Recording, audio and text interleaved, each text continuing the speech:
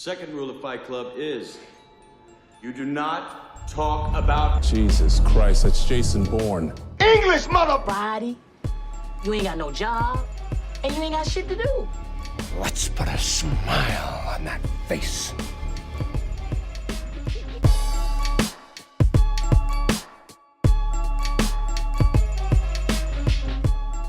What's up, film fam, and welcome to the Film Room Podcast. My name is Dion. Today I'm with... My bad. I messed it up. My name is Scott. I try to be so seamless with it. Didn't work. Yeah, that's all good. It's all good. I'm with Scott. And today we're talking about the sequel to the 2000 film Gladiator 2. And again, if you're new to the show, me and Scott, we just have our honest discussion talking about the movie we just watched. And at the end of the show, we give out 6 awards that we call the Filmies. So again, stay tuned for that.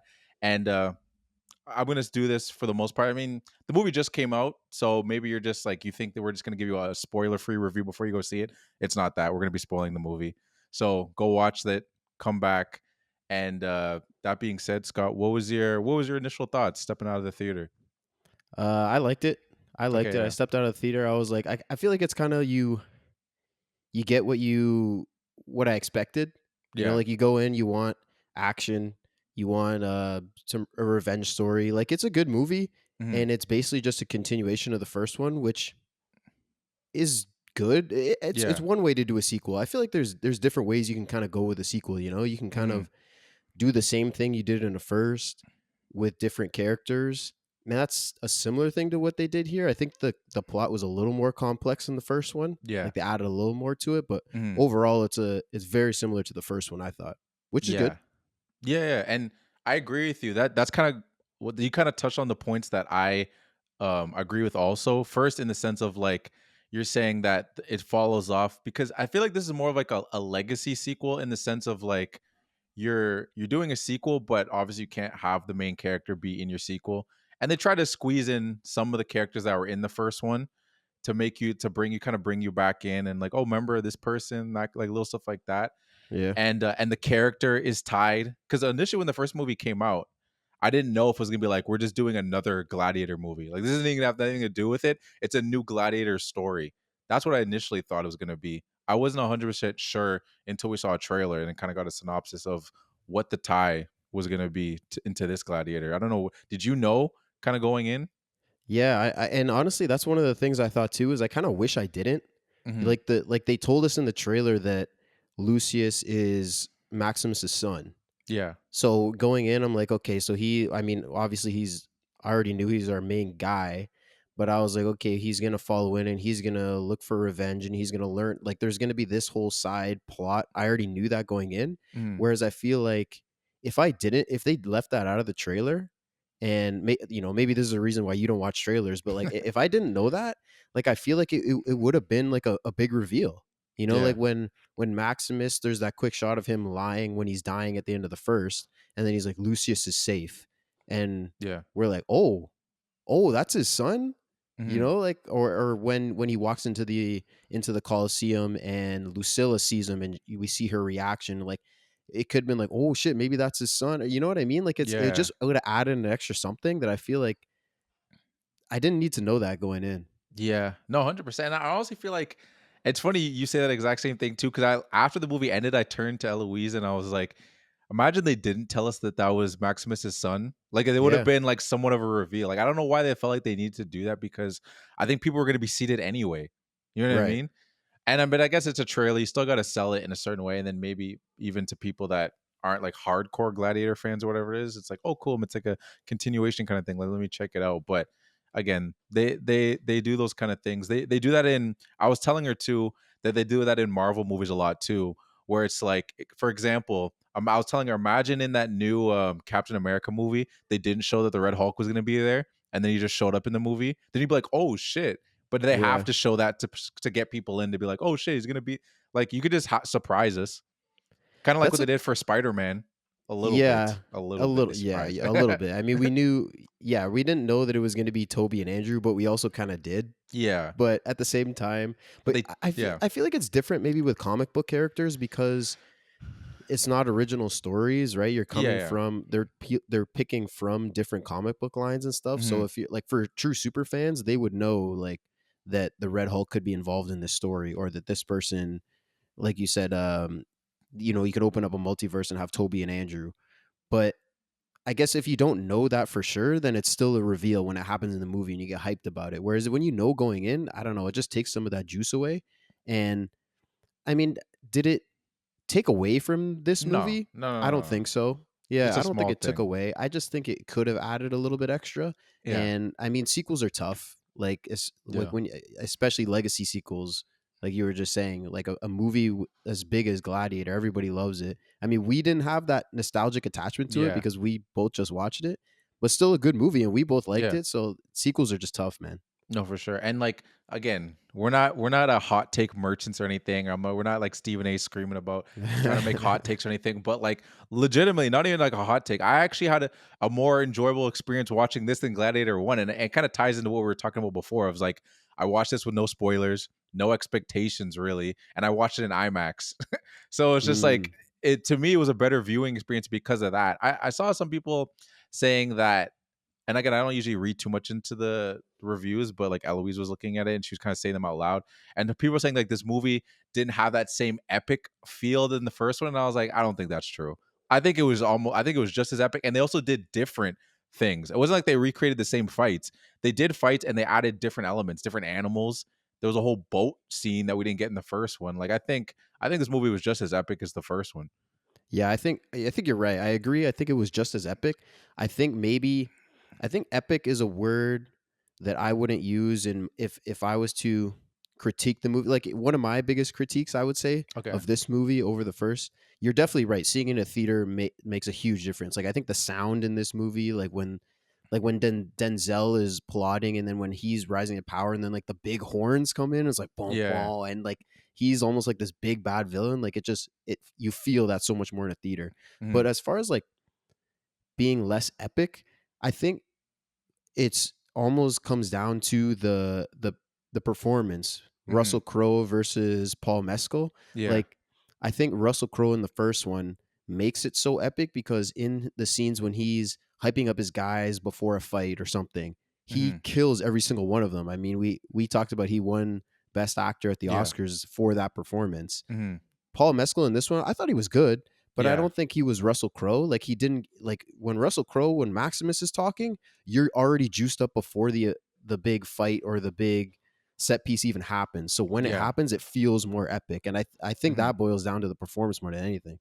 No, that's fair. And I that's another thing that I did see like a criticism of like Maximus versus him. And I think it's a fair critique, I guess, but I also feel like it's like, okay, well, it's his son. And I almost felt like throughout the movie, you kind of see him grow into more of the character. Like he's already a badass throughout the movie, but I think we slowly see him kind of grow into more and more and a badass versus like in the first Gladiator. We see him be a badass like from the jump. Like we see there's still an opening fight scene, but I think they very much in the first one were like the Maximus is that guy. Like there's no him growing into anything. Like he's that guy already. He's already there. Yeah, Yeah. true. That's not part of his arc. I suppose his arc in the first one, like he's already at the top, and then Yeah. it's him coming down, like he becomes a Mhm. slave, and then his rise back up to power. That's Yeah. kind of his character arc. Where in this one, Lucius, we start and he's just like at a farm, like Yeah. he's just like a normal guy, Mhm. and because I guess he knew that he was Lucilla's son, Yeah. Like he but remembered. but he didn't know that Maximus was his dad.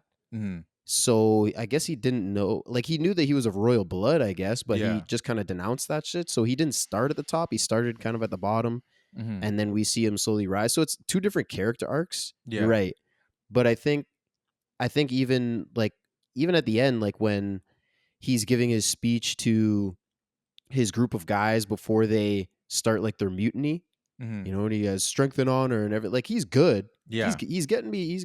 Like I'd fight for him. But Yeah. Maximus, No. I'd die for Maximus. Yeah. And again, that's a fair critique. I think I think there is more to that than just the nostalgia thing with the Russell Crowe thing. I think also Russell Crowe's just an amazing actor.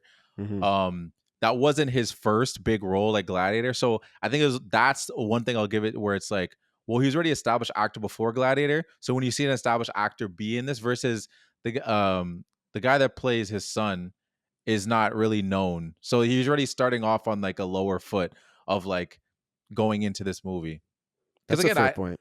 I think he was good. It's just it's a tough, again, he's just in a tough situation regardless. Yeah, I do too. I'm not just shitting on his. I thought he was good. Yeah. 100%. I thought he was good. I think he, he to have a good movie, your main guy has to be good. Yeah. At least. And I thought he was good. Like I said, I would fight for him. He was Yeah. getting me fired up. But Russell Crowe just was on a different No. level. So I think Yeah. that's kind of where the difference is. And like I said, sequels are tough, dude. No, So for like sure. have it so like to come in and fill those shoes, and we already have those expectations of Maximus is such a badass. This guy's got to be a badass. And if you have nostalgia attached to it, I feel like there's almost no like living up to that. But this Mhm. was a good movie, and the action was fun. Yeah. And he was the plot. Like I touched before, I said that the plot is more expanded, Yeah. and I think that's interesting, and I like that they do that because the first one is really it's just about Maximus and Commodus, right? Yeah. Mhm. This one you have Denzel's character chipping in. You have Pedro Pascal, the general, his whole Yeah. side of things. So you have like different angles that people are coming at the emperors. Mhm. So it makes it a little more interesting of a plot, but I also think that it kind of makes it a little more watered down, you know? Okay. I mean, that's an interesting take, but I disagree Okay. because, and not saying it's a bad take or anything. I just disagree because I think in comparison to the first one, like I feel like the story is very straightforward in the first movie.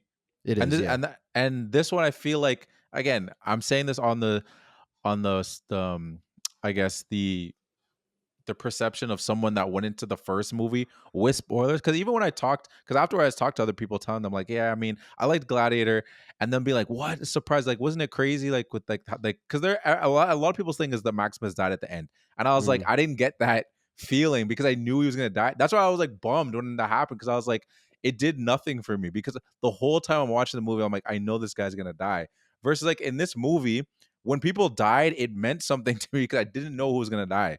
Like, so you can think like maybe that person's gonna die. Are they gonna die here? I don't know. Is what's like, are this person in danger? But to me, in the first one, I knew Max was gonna die at the end. So go throughout the whole movie, I'm like, he's safe to the end, and then just you know what I mean. So in this one, I liked this one more because there was just well, I just shouldn't say no expectation because it's a sequel to the first one. So there's some grandiose to it, but the no spoilers in the sense of like I don't know where this is going, and there's some twists and turns that I didn't expect in this movie, which just made it more enjoyable for me because it wasn't so straightforward. Of like, guy is gonna grind his way up and he's gonna beat everybody, and I don't doubt that he's gonna do that at all, and I know he's gonna die at the end.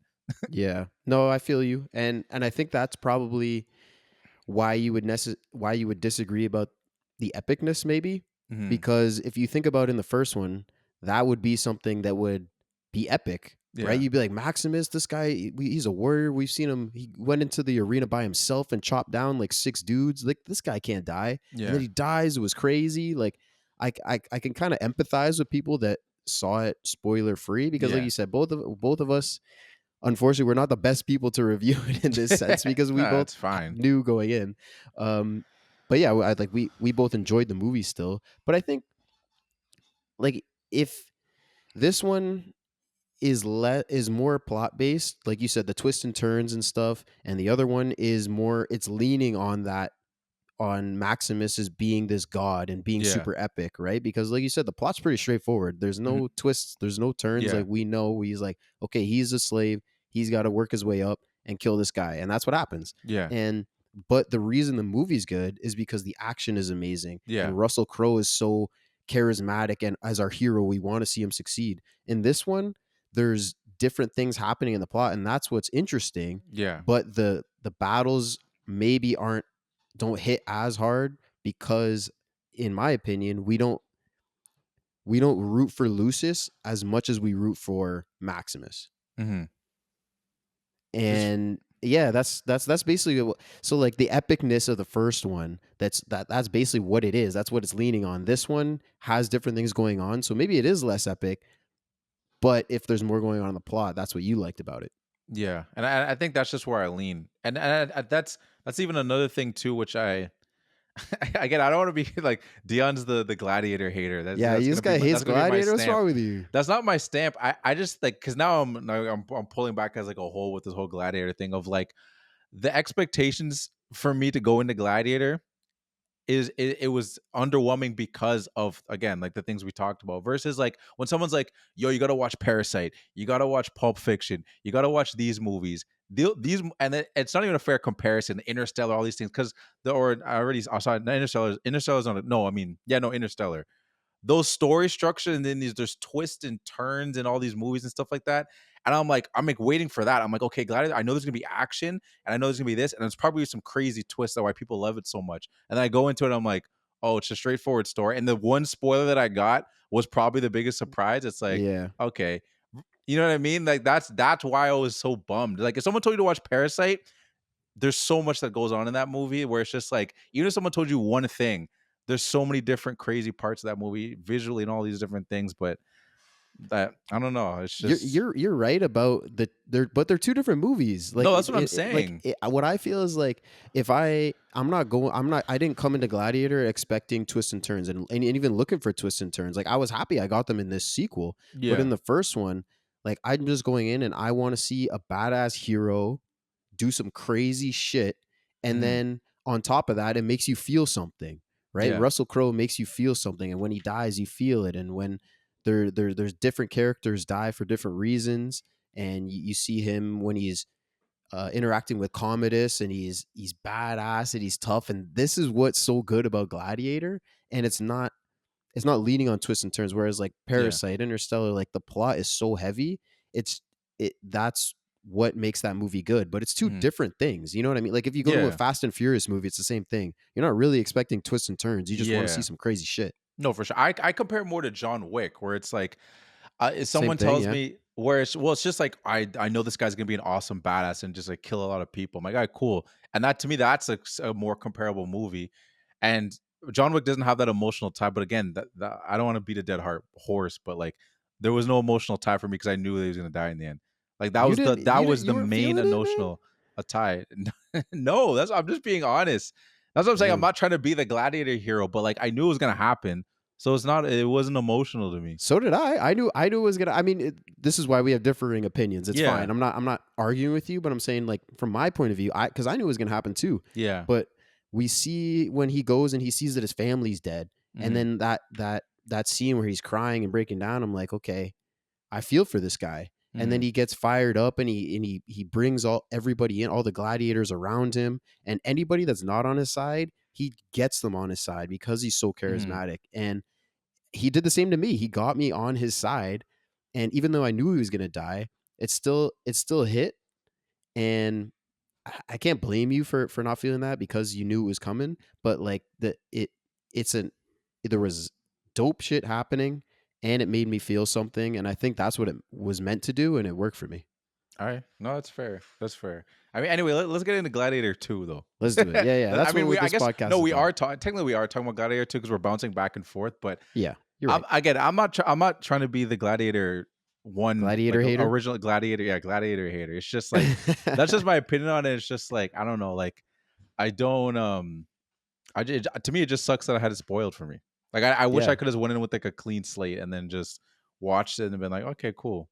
But no, that's okay. Like you don't have to defend yourself, man. Like this is what you thought about the movie. This is what the podcast is. Dude. Yeah, no, for sure. You're telling me what you think, and if we have differing opinions, then we have differing opinions. That's fine. No, for sure. And I guess it's not so much more of like a defending. I think it's more of just like making sure that it's just clear. Like I'm not just coming on here just trying to be a hater. It's just like this is just literally how I feel, and like I hope it's coming across why I feel that way. Like I don't know if it's just like, oh no, this dude's a hater. Whatever. But it made me think I'm a hater. That's okay. That's fine. But but the opening scene though. So we start off the same way we started the other one. We start off with a battle, and so what'd you think of that opening battle? You don't have to compare it. We don't have to do this compare thing like, oh, this scene versus this scene. No, like, I'm definitely not. This on its own. Like, how did you? But it's kind of crazy that we could do that because it was so like they both started with a big battle, and then they have this many gladiator fights in the small arena, and then they go to the colosseum and like but honestly, even right before that, did your theater have this little message like right what? before it was Paul Mescal, Pedro Pascal, and I think Connie Nielsen, and they were like, "Thank you for coming to the theater and appreciating our movie." And did you No, I no? didn't get that. Oh shit. Okay. Yeah. Well, it was well, they were just standing there and they were like, "Thank you. We truly appreciate you coming out." And I was like, "This has got to be like because of streaming." Like they Yeah. know how many people could just watch this for free Oh, online, and they're just genuinely thanking you. But yeah, I had that in my theater. I thought everybody would. no, that's weird. I remember they're doing that all the time during COVID, and I was so annoyed with that. Mm. Like every time a movie come out, make sure you watch it in a theater. This is a movie you got to watch in a theater. And like we're getting a lot of thanks stuff, but I thought we were over that. I didn't know they were still I don't know. on My that. theater But had it. interesting. And was it Interesting. IMAX too? You watched on IMAX or no? No, no, it wasn't IMAX. Okay, that's fair, but interesting. I wonder why because I didn't get that. Why they shortchanged us? I guess. I don't know. But yeah, back to the movie. So, bro, when I saw his girl, I was like, she's dead. Oh yeah. That was my first thought. That was my first thought of the whole movie. The first note that I have written down, I was like, yo, she's dead. Yeah, no, it's so true. Because you're just like, oh, what's this guy gonna be fighting for? What's going to be his main motivation? Like, because I already see them at war, and it's just like, what's this going to be his whole thing? Because we kind of know where this is heading. As how is he going to get there? He's got to lose something to really drive him. It can't just be this. It's not like he's trying to get. We don't think he's just trying to get back to his mom just cause. Like, it's still a strong enough reason.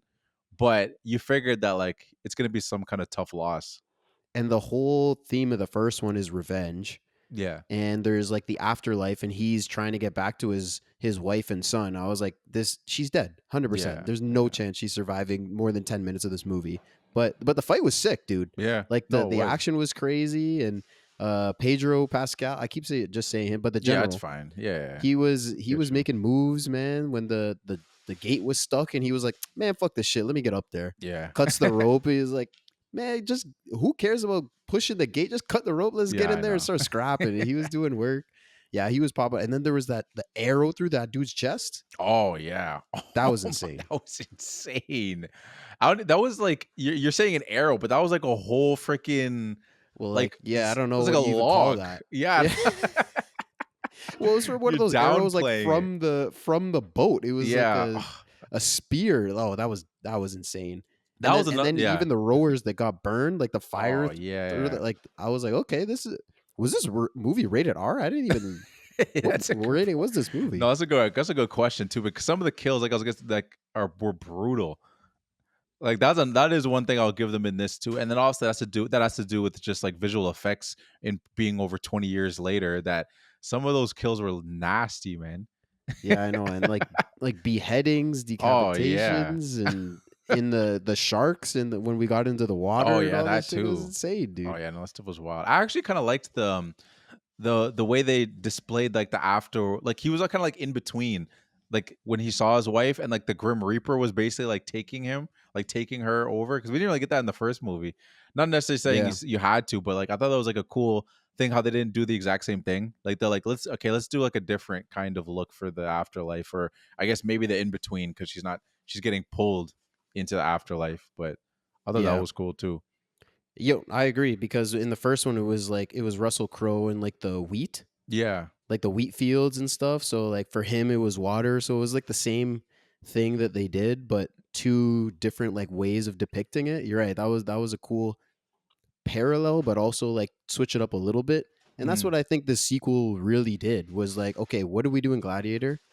Let's do the same thing, but let's make a couple little tweaks, add a little bit here, a little bit there. Yeah. And yeah, there's a couple different ways you can go with the sequel, and that was their strat, and I think it worked. I think it was cool. Yeah. And by the way, I did just Google, it's rated R. It is rated R. Oh, it is? So, okay. Yeah, that makes sense. It was rated R, interesting. Because I want to, okay, no, that makes sense. I'm thinking about it, I'm like, nah, it's pretty bad. Because I'm thinking, I guess just the violence alone can make something rated R. I would have thought that maybe like have to be like a nudity and maybe like coarse language or something. Because there wasn't really much of that. That was like that crazy. The only nudity, well, there definitely wasn't any coarse language, but I did notice a boob. There was like in with the Emperors, one of the girls in their entourage had their boob out. That's all it takes. That's all it takes. There you go, rated R. Just because Ridley wanted one tit out. That's exactly. But yeah, that was a good scene, man. That was a good opening scene. It got me fired up. Like I said, it was the same as the first one. Big fire, and then the general, like right away, he's like, oh man, You're conquered. Yeah. Yeah. Whatever. Yeah. You're And all pissed off. yeah. And that was the thing too. I didn't know where his heart was because the way it was going, I was like, okay, this is going to be his motivation. But then, and that I guess that's kind of like the what should they say the twist, but the difference in like, oh no, he's not just like an evil general. He's like actually he doesn't even want to do this. Yeah. Which is, and then we obviously find out his heart like a little bit later when he's talking with Lucilla. But no, I wasn't expecting him to be lighthearted. I thought it was just gonna be he was just gonna be the I'm gonna be the drill sergeant, and this is the kind of guy he goes after. But it turned out to be deeper than that. What'd you think of that whole like? I don't want to say subplot because it's important, but that Yeah, whole side of it, like his whole arc. What'd you think of that? I thought it was interesting because I think it just added it built it was a nice like little like subplot. Well, I shouldn't say subplot, but I kind of liked how he had multiple foes, like he had multiple motivations because like it ended up being like him and then obviously like Denzel later. So it's kind of like working his way up through people and also working his way up through what's it called, through just the battles. Like I just like how there was more. There is one thing, and we'll get to it later, which I find is something that they did in the first movie, which I still feel like they could have done this movie and they still didn't. But we'll get to there. But Is that what is that your lazy award? no, it's not my lazy award. Oh, It's shoot, not even. okay. Well, I guess it could be lazy, but no, I have something else that I thought was funnier Okay, to be a okay, lazy nice. word. But we get him. Yeah, he comes back to he returns to Rome, and that's when we get to see the emperors. And I don't know how you felt about. I don't think it was necessary, but they had like that little slight part where they kind of give us their backstory about the whole wolf thing. Like, did you like the emperors as a whole? I thought one of them was good.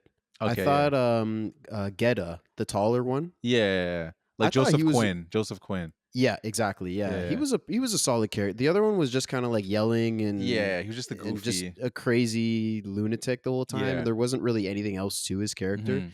But Gedda, he was trying to at least plot. You know, he got outplayed by Yeah, Denzel, and you know, and he was getting outplayed by the general yeah, if it weren't for Denzel. But yeah, at least he was still like trying, and there was still some different moves that he was making as a character, and he was good in some of his moments too. Like when he was yelling and he was mad. When what was the line that he said that he the other When guy was was that? just When was crying this? and Like, which I'll find scene? it later when we Okay, get yeah, to yeah. it. My notes are a hodgepodge, Oh, dude. okay, yeah. Whenever we do the a movie in the theater, my notes are a fucking Oh, mess. yeah. No, I feel the same. Yeah, I'll shout out the line when I get there. But no, Okay, yeah. I thought his character was good, but the other emperor I didn't like too much. Okay, which is a fair criticism. I mean, what's the name? Joseph Phoenix. He's been popping off like as of recent, like because he was obviously like I don't know if you even watched Stranger Things, but he was in Stranger Things, and then he got to be in what's it called? A movie earlier this year, A Quiet Place, and then he was in this, and then he's gonna be freaking in Fantastic Four with Pascal. Oh, really? Yeah, he's gonna be the Human Torch, and Pascal's gonna be Mr. Oh, Fantastic. hey, that gets me excited, man. Because he was good in this movie, dude. I Yeah. liked him a lot. I thought he was really good. Like when we see them for the first time, and he makes them fight each other, Mm. the Lucius and that other guy, Yeah. and he was he showed that he was like merciless, right? He's like, Yeah. no, we're going for all the power Mm. and we don't care about our people or anything like that. But that actually is a character trait. Whereas Mm. like just being crazy is not really a Yeah. character No, trait. 100%. But his performance was really good in it too. Like he made me feel like he was a ruthless go getter, man. And Yeah. but not just crazy, like kill everything. Yeah. Like No, he was exactly. actually making calculated decisions. Because I feel like if they were both like that, then you'd be like, how did they get this strong? I mean, No, Rome for sure. obviously was already super strong, but you know No, what I yeah, mean? no, 100%. And so, but yeah, but then we already talked about Denzel too. So we get the monkey fight because at first I didn't know what those were. I was like, are these Tasmanian devils? Like when they just showed them like just barking and just screaming, I was like, what are they about to fight? And it turns out to be like some kind of like I don't know if they like what they just underfed them or these monkeys are just that fucking crazy.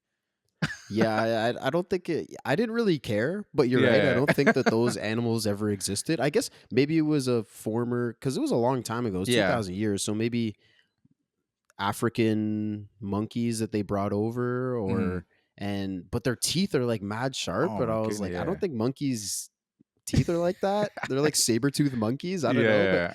I mean, the fight was pretty cool. It was nasty that he bit that Oh dude in the arm, yeah, though. man. That's gross. That he went. Oh yeah. I mean, I thought you were talking about the way my man got bit on his neck like that. Oh yeah, that was That- rough too. But yeah, him biting it. So That's nasty. I mean, you got to do what you got to do, no, right? for But, sure. like, Yeah. then they all make fun of him after. Oh yeah, that was great. hilarious. All the whoo, whoo, whoo. Yeah, no, that got a laugh out of me. I thought that was pretty funny. But yeah, to your point, yeah, it doesn't matter because like the way, especially same thing applies in the first one too. Like these movies, it's like we're in this time period, but like not everything's gonna be historically accurate because at the end of the day, it's a movie, and like they just play on that. Like we're in this time period. They're not doing crazy things. Like no one's like picking up a cell phone or something like that. Like Yeah. like they try to be pretty like on point with it, but they're like, we can throw these little things in there just to make it sound. But no, I thought that fight was intense too. Like the fact that he bit him and then he kind of sunned him after that. Even they're all shook out from him. He's like Yeah, showed that his was tough. dominance. I was like, oh shit. It's like okay. It's kind of crazy because like I never thought of that in that situation, but it makes sense, right? Animals are like that. Like when you show that you're bigger and stronger and dominant, like they back down. That's what they do. So like when I thought he was just gonna back down and walk away, but he ended up coming back to fight and he had to choke him out. That monkey. But yeah, it was an interesting fight. And like yeah, to your point, it's like they do that. It's like the same thing with bears too, right? They always say like make yourself big, which I always find is some bullshit. Like I don't even care. Like if I see a bear, I'm not even trying that. Make yourself big. Like I know it's not the smart thing to do to run, but I don't know. Hey, no, man, you gotta slowly just walk away. Just slowly walk away. That's what you gotta do when you get hit with a bear. But I just hope it's not a grizzly bear. Oh my god, if it's a grizzly, run. Yeah, because then you can't climb. Run. Yeah, what were you gonna say? I was talking about what? Well, I was just gonna go back to what you said. The like historical accuracy, like it's like Denzel's accent. Oh like yeah, he doesn't try to do some Italian or British or whatever accent. Like he's just speaking with his American accent. And I read that he got some criticism about that, but like, and he was basically like, "Man, I don't care." Yeah. Like this is a movie, dude, and like it's one of those things. Like, does it ruin the movie? Hell no. And would his performance have been worse if he tried some shitty accent? Yeah. Yeah, probably. Yeah. No, exactly. And it's just like they don't really say where he's from too. Like he's like kind of got like this backstory we don't really know. So like, why couldn't he have that accent? You know what I mean? Like his background is kind of is somewhat of a mystery. Like we don't know his name. We kind of know where he started from, but also he could be lying. You know what I mean? So he could have just replied that. Like, how do you know where I'm from? I'm from New York, bro. Yeah, a thousand years from now, there's gonna be in New York, and that's me, baby. No, exactly. But again with the same kind of beats, we get the similar structure of like Denzel is like you're gonna be my gladiator. So we get that whole thing. We get that new tie and then the other one, it was more so like you're gonna fight for me, and that big dude was just beating on Maximus, but this time he actually fought the right hand man like with his like actually out of fist fight, which again is actually another pretty good fight too. Yeah, no, it was a good fight, and Denzel like you're like in the first one it was like Proximo is more a mentor. Denzel in this one he's literally like his agent. Yeah, I remember he was like, all right, we're gonna when we get to Rome do everything I tell you to do. And I will get you to the general, and and I'm gonna make moves. It's gonna be a win-win situation. But he was literally moving like his agent. He was like, "All right, you go into the arena, you fight, you win, and I'll handle everything behind the scenes, and we're gonna work good together." I was like, "This is a perfect situation. This is a perfect relationship, player-agent relationship. This is great." No, 100%. And like again, he just booking his fights. He's basically like freaking he's his Mike Tyson, man. He's just like, all right, your next fight, you're gonna fight for the Emperors. You're just waiting in there, and then like that fight we were talking, it's wild that they just had them fight. I mean, it goes back to the unstable Emperor where he's just like, oh, I want them now, they're gonna fight to the death. And now it's like, bro, like they read the room, bro. Like there's no cage. Everyone's just around them. Like anyone on the side easily could have just died. That fight was wild. That was a really wild fight, and I almost gave my lazy award to two people in that fight, like not in the fight, but two people in the room during the fight, and because they get bodied during the fight. So, like you said, if there's swords and stuff, you could have easily had some collateral damage. And I was like, why are you not moving further? These two dudes are about to fight to the death. They need some fucking space. So, yeah, that guy was a psycho. But did you notice as we enter that scene, there's like this guy like popping and locking and like. Oh, singing. really? Nah, I Yo, didn't that shit notice was that. killing me, dude. I That shit didn't was know. I didn't. killing me. Wait, when did it happen? Like when they were entering? Yeah, it's like just like an establishing shot of coming into the scene, like in this royal room wherever they're Mhm. at, like, and the emperors are there with their whole gang. They were fucking rolling deep as shit. Oh damn, But yeah. there was this guy singing and like playing music, and he was like free, like playing doing the robot almost. It was fucking crazy. No, I did. I completely missed that. Maybe I put my head down for like a second just to Took a note or just took something. a Yeah. note. Yeah. Again, I try not to do too much, but every time when I saw something, I was like, I kind of want to mention this. Then I'll Mhm. put something down there. And there was one thing that killed me during the fight too. And like I always love it like when there's just in fight choreography when someone does something that's somewhat of like a wrestling move, and when the guy what's Maximus' son's name again? Lucius. Lucius. Like when Lucius was fighting that guy, he freaking picked him up and put him like an angle slam through a table. And Yeah, I know. I was like, oh, that was great. I thought that was Imagine like someone ran in and like put their finger in the guy's hand to oh make sure yeah, he's he's like, you okay. good? He's good. He's good. You got to give that context for all the Oh non-wrestling. yeah. So if you're usually in wrestling when someone gets hurt, they do something that's called the office. That's like the term Oh, for it. really? Yeah, like when someone goes through a table or it gets like messed up or whatever, the ref will just put their hand between their like a closed fist and then they'll squeeze to let them know I'm good. If they don't squeeze, then they're messed up.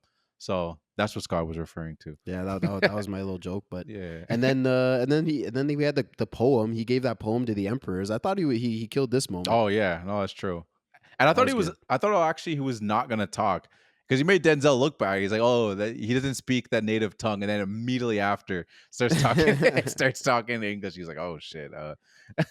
Never mind. I guess he fooled me. But I mean, this was it was cool what they did here too, because the start of the poem, I don't know, it's the way Paul Mescal delivers it, as Mm, well as I think the kind of the music building. mm, He's like seems like he's talking shit to them, yeah, and then by the end of it, he delivers a line that says, "I'm doing it all to be graciously offered as a free man of Rome," or something yeah. along those lines, and it kind of diffused the situation. But it was cool, like the build up, and we're like, "Oh shit, is he gonna start talking shit about the emperors right now live?" And then he didn't. But I thought it was a cool like misdirect. Oh, for sure. And I honestly didn't know what I didn't think he was gonna do it, but like the way he was like presenting himself to the emperor, I thought he was gonna strike him. The way Yeah, they got so close, I was like, dog, don't do this, hero. You're not gonna get what you want. Like you're just gonna end real quick if you even put a hands on. Because I was like, oh damn, he's really gonna test them like this early in the movie. He wants to get up in the yeah, emperor's face like that. I'm like, okay, but the other guy was loving it just because he ended up killing that dude. And that yeah. that The that the other guy was loving it. and Go ahead. the guy that he fought didn't even think a second to think about it because remember he was Yeah. just like he's like, bro, let's not do this for their entertainment. Man came swinging immediately.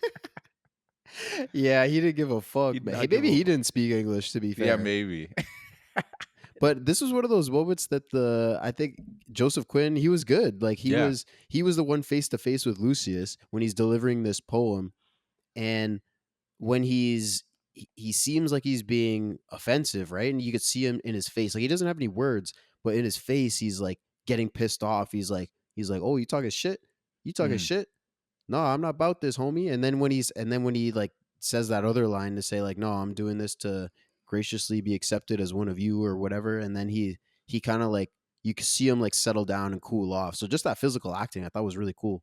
Oh yeah, no, I agree. And this is when we kind of it's around the same time we kind of see a little bit of Denzel like planting the seeds. Like see he's plotting because he promises him that I'll get you the general's head. Because like Yeah. initially, like I mean, they never really have a good relationship, but at least there is this like I wouldn't even say respect, but at least this understanding of like I'll do what I need to do for you, but you said you're gonna get me his head, so like that then they're kind of cordial at that point. But yeah, you see Denzel's like okay, he's plotting on something. Yeah, and It's that's his whole character, and that's his whole side of the story, and that's like an addition I feel like that they made to this movie over the first one, because the mhm, first one it was just, I mean, we already talked about it, it's yeah, Maximus and rising up, so you could do the same thing with this one, just have Lucius and all the fights, mhm, but they're showing Denzel's character orchestrating shit from the back yeah, and like in the shadows, I guess you could say, yeah. but politically making these moves, but he also has the same, not the same motivations, because Lucius is really, he wants revenge for his wife dying, Mm-hmm. and he's like, oh, the general will do. So I Yeah. guess he was okay to stop at the general. Yeah. Whereas Denzel, he was like, no, I want the throne. Yeah. You know, I want to blow this whole shit up. So they're both kind of in the same direction, at least. So I Yeah. think that's why they work well together. But it's a cool like addition to the story that we get a little bit more background and not just fights and heroism.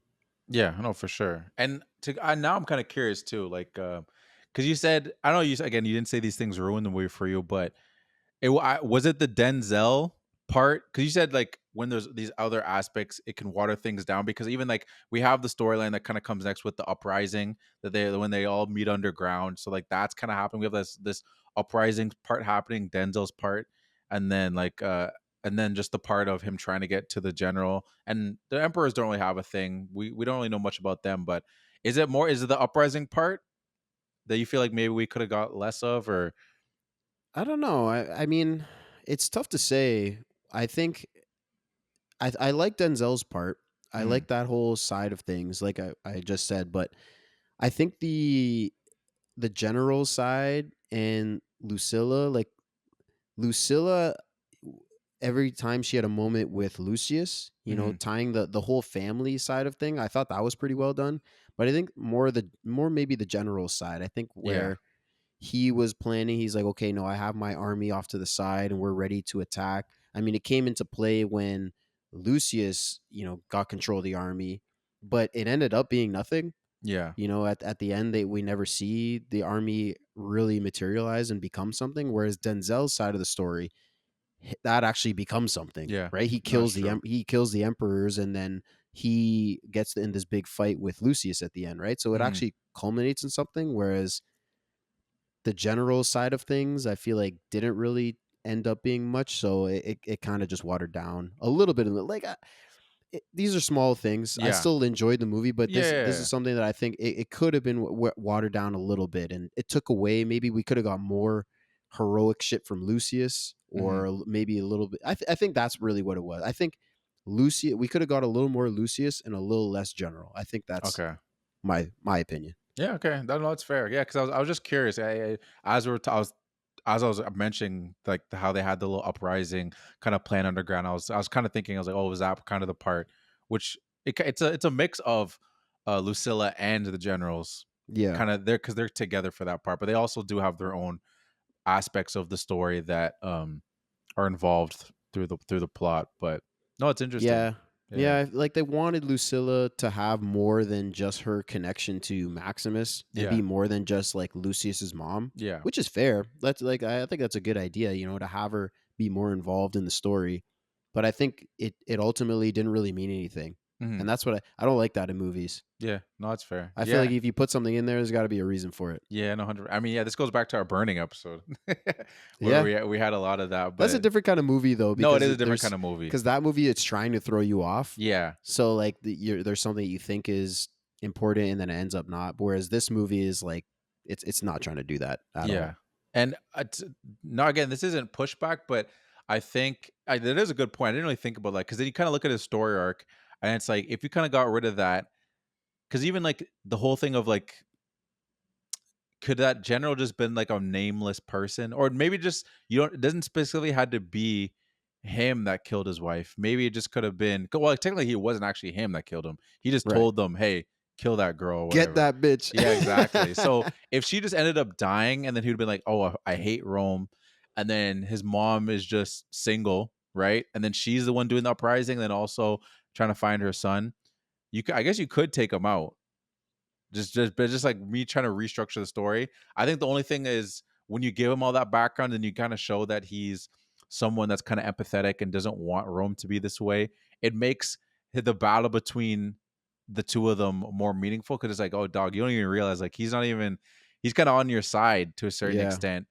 And then also his death means more because it's like, oh man, like that wasn't even a bad guy.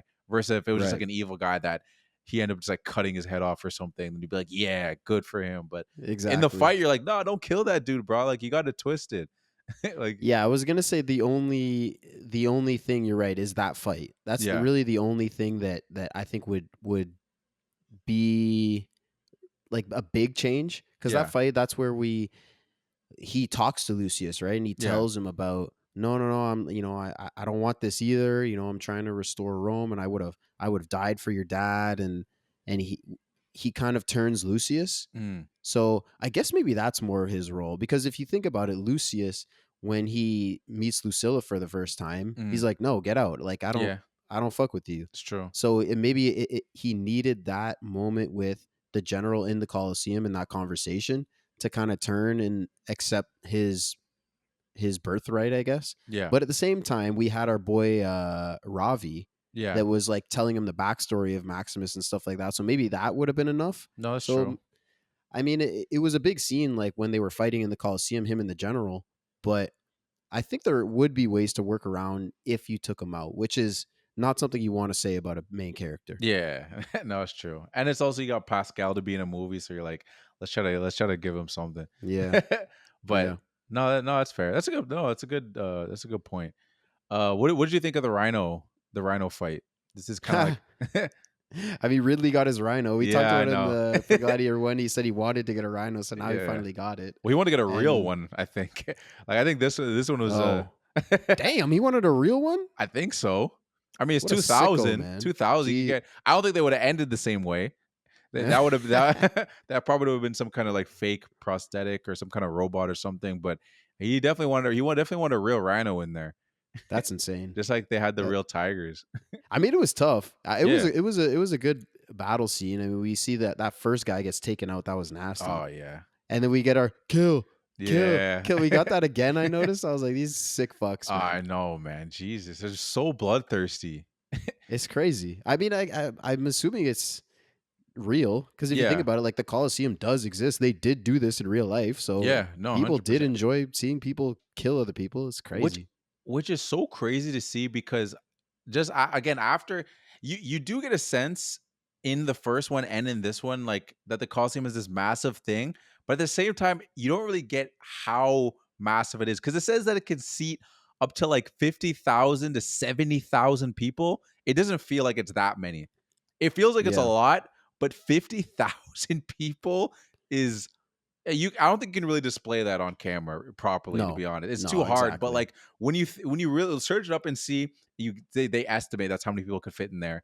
They're like estimate like it's about 50,000 people would show up. More people, probably 70,000 could fit in there, but 50 would regularly show up. And I'm like, that's insane. That many The, people chanting kill. yeah. I mean, the insanity too is that this is like 200 AD, Yeah, and it's like they built this massive yeah, like stadium, which that's insane. it is insane. Have you ever been to Rome? I have. I You have. have? I've been. Have you I didn't seen go it? in the Colosseum, but Okay. I was outside of it. Yeah. Okay, yeah. I've never been. Is it crazy? Or what's I mean, left of yeah. it, I mean? Yeah. It's huge. I mean, most of it's left. There's just like a part of the upper section on one side that Yeah. got, because Rome had a big fire however many years ago. Yeah. But I mean, it's cool on the inside. They like cut away half of the floor so you can see underneath like where all the gladiators Oh, were and okay. stuff. Yeah. Like again, I haven't been in there, but I've seen pictures. But Okay, yeah. I've been Damn. outside of it. It's pretty cool. Oh, that's insane. That's insane. But yeah, I mean, to go to your point, it is just it's insane just how massive it was. And like you said, like, yeah, the Rhino fight was wild. It was the same kind of vibes with that dude.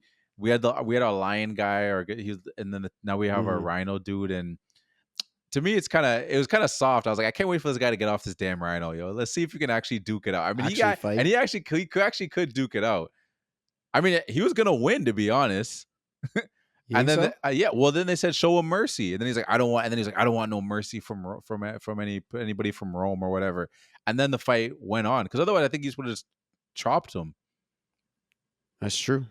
Well, yeah, I get you're probably right. But I mean, it was calculated, man. Lucius, he knew he was going to be able to slide over to that sword No, that's true. and make it happen, because that's what he did. He was like, no, Yeah. I don't want any mercy, because he didn't really move the No, rhino that's guy. true. Yeah, that's fair. So I think, but it maybe made him slow down enough that he was able to make that thing happen. You're right. He definitely didn't get off his rhino and get folded. That would have No, sucked. yeah, that's what I was gonna say. I was like, is this guy just all rhino? no dukes. He's just all rhino. But no hands, all right. yeah, exactly. But no, you can actually duke it out, and then that's when we get the nasty freaking decapitated him and just the double sword. Yeah. I mean, we saw that in the trailer, but obviously they stopped it right before the actual cut. But yeah. No, how do we not know this movie was rated R? There's a little literal decapitation. Yeah. And I don't even remember. Did they show like there was someone got decapitated in the first one too? But I don't know if they showed it like that. I don't even remember. Who got decapitated in the first one? Yeah, and then maybe I'm wrong. Yeah, maybe no one did get decapitated. Was that one not rated R? I don't think so. Who knows, bro? Like I don't know. Things were rated differently back then. That's for sure. Yeah, like I remember the OG Spider-Man. I remember was rated like PG or whatever. And then I remember we went back and watched it, and like the fight between him and Green Goblin is pretty wild. Not to go on a complete different tangent. Remember how bloody Toby would always get. Like he get messed up in some of these fights. I mean, even when Green Goblin dies, right? Yeah, that's what I'm saying. Put the whole thing through his belly. And I was like, this is PG? Yeah. That would not be I'm 13. I should be watching this. Exactly. Gladiator was also rated R. Oh, okay. All right. But but in this scene, this is when we get it that Lucilla finally finds out that it's her son. And she's like, well, she's kind of hesitant. She's like, is that he kind of that quote that I'm hearing? That's something that I think that quote sounds familiar. And she's just looking at him, just like, is that him? Like she's getting all these flashes and stuff like that. Which again, I thought was interesting because, well, again, this is nothing that ruined or anything, but it had me thinking, I'm like, okay, your plan was to kind of send him out. And then I was like, what was the plan initially? Like, how long was he going to be sent out? When was he going to come back? How are you going to find him? That's that's a fair question. I mean, she was just like rushing and like just get out of here because you're the heir to the throne and everyone's gonna want this power and you're a child, so they could literally just kill you. So just get out and we'll figure it out later. But yeah, it wasn't the best plan. Yeah. But after that, we get what's it called? The rowing scene. Like when they're kind of like doing their training for the rowing because they're getting ready for their next battle. I don't know why, but I thought the scene was hard. First of all, just because of him cracking jokes where he's like, I don't think we're going to get that far. And everyone kind of, and he's like, oh, you got jokes? All right. So then he's just rowing by himself. And to me, again, it's not the same thing as the whole like Maximus speech. So I don't think that's like a parallel. And again, we say that we're not trying to compare, but it's just going to happen as we keep talking about these movies because they're so similar. Because they're so similar. They're connected. But I thought this was just like a very powerful scene in just showing how tough this guy actually is. Because again, we've seen him do the battles, but for them to show the passing of time and to know that he's been rowing this whole thing, that a whole team of guys is supposed to row by himself, really showed, oh, this guy, to me at least, I was like, oh, this guy's the real deal.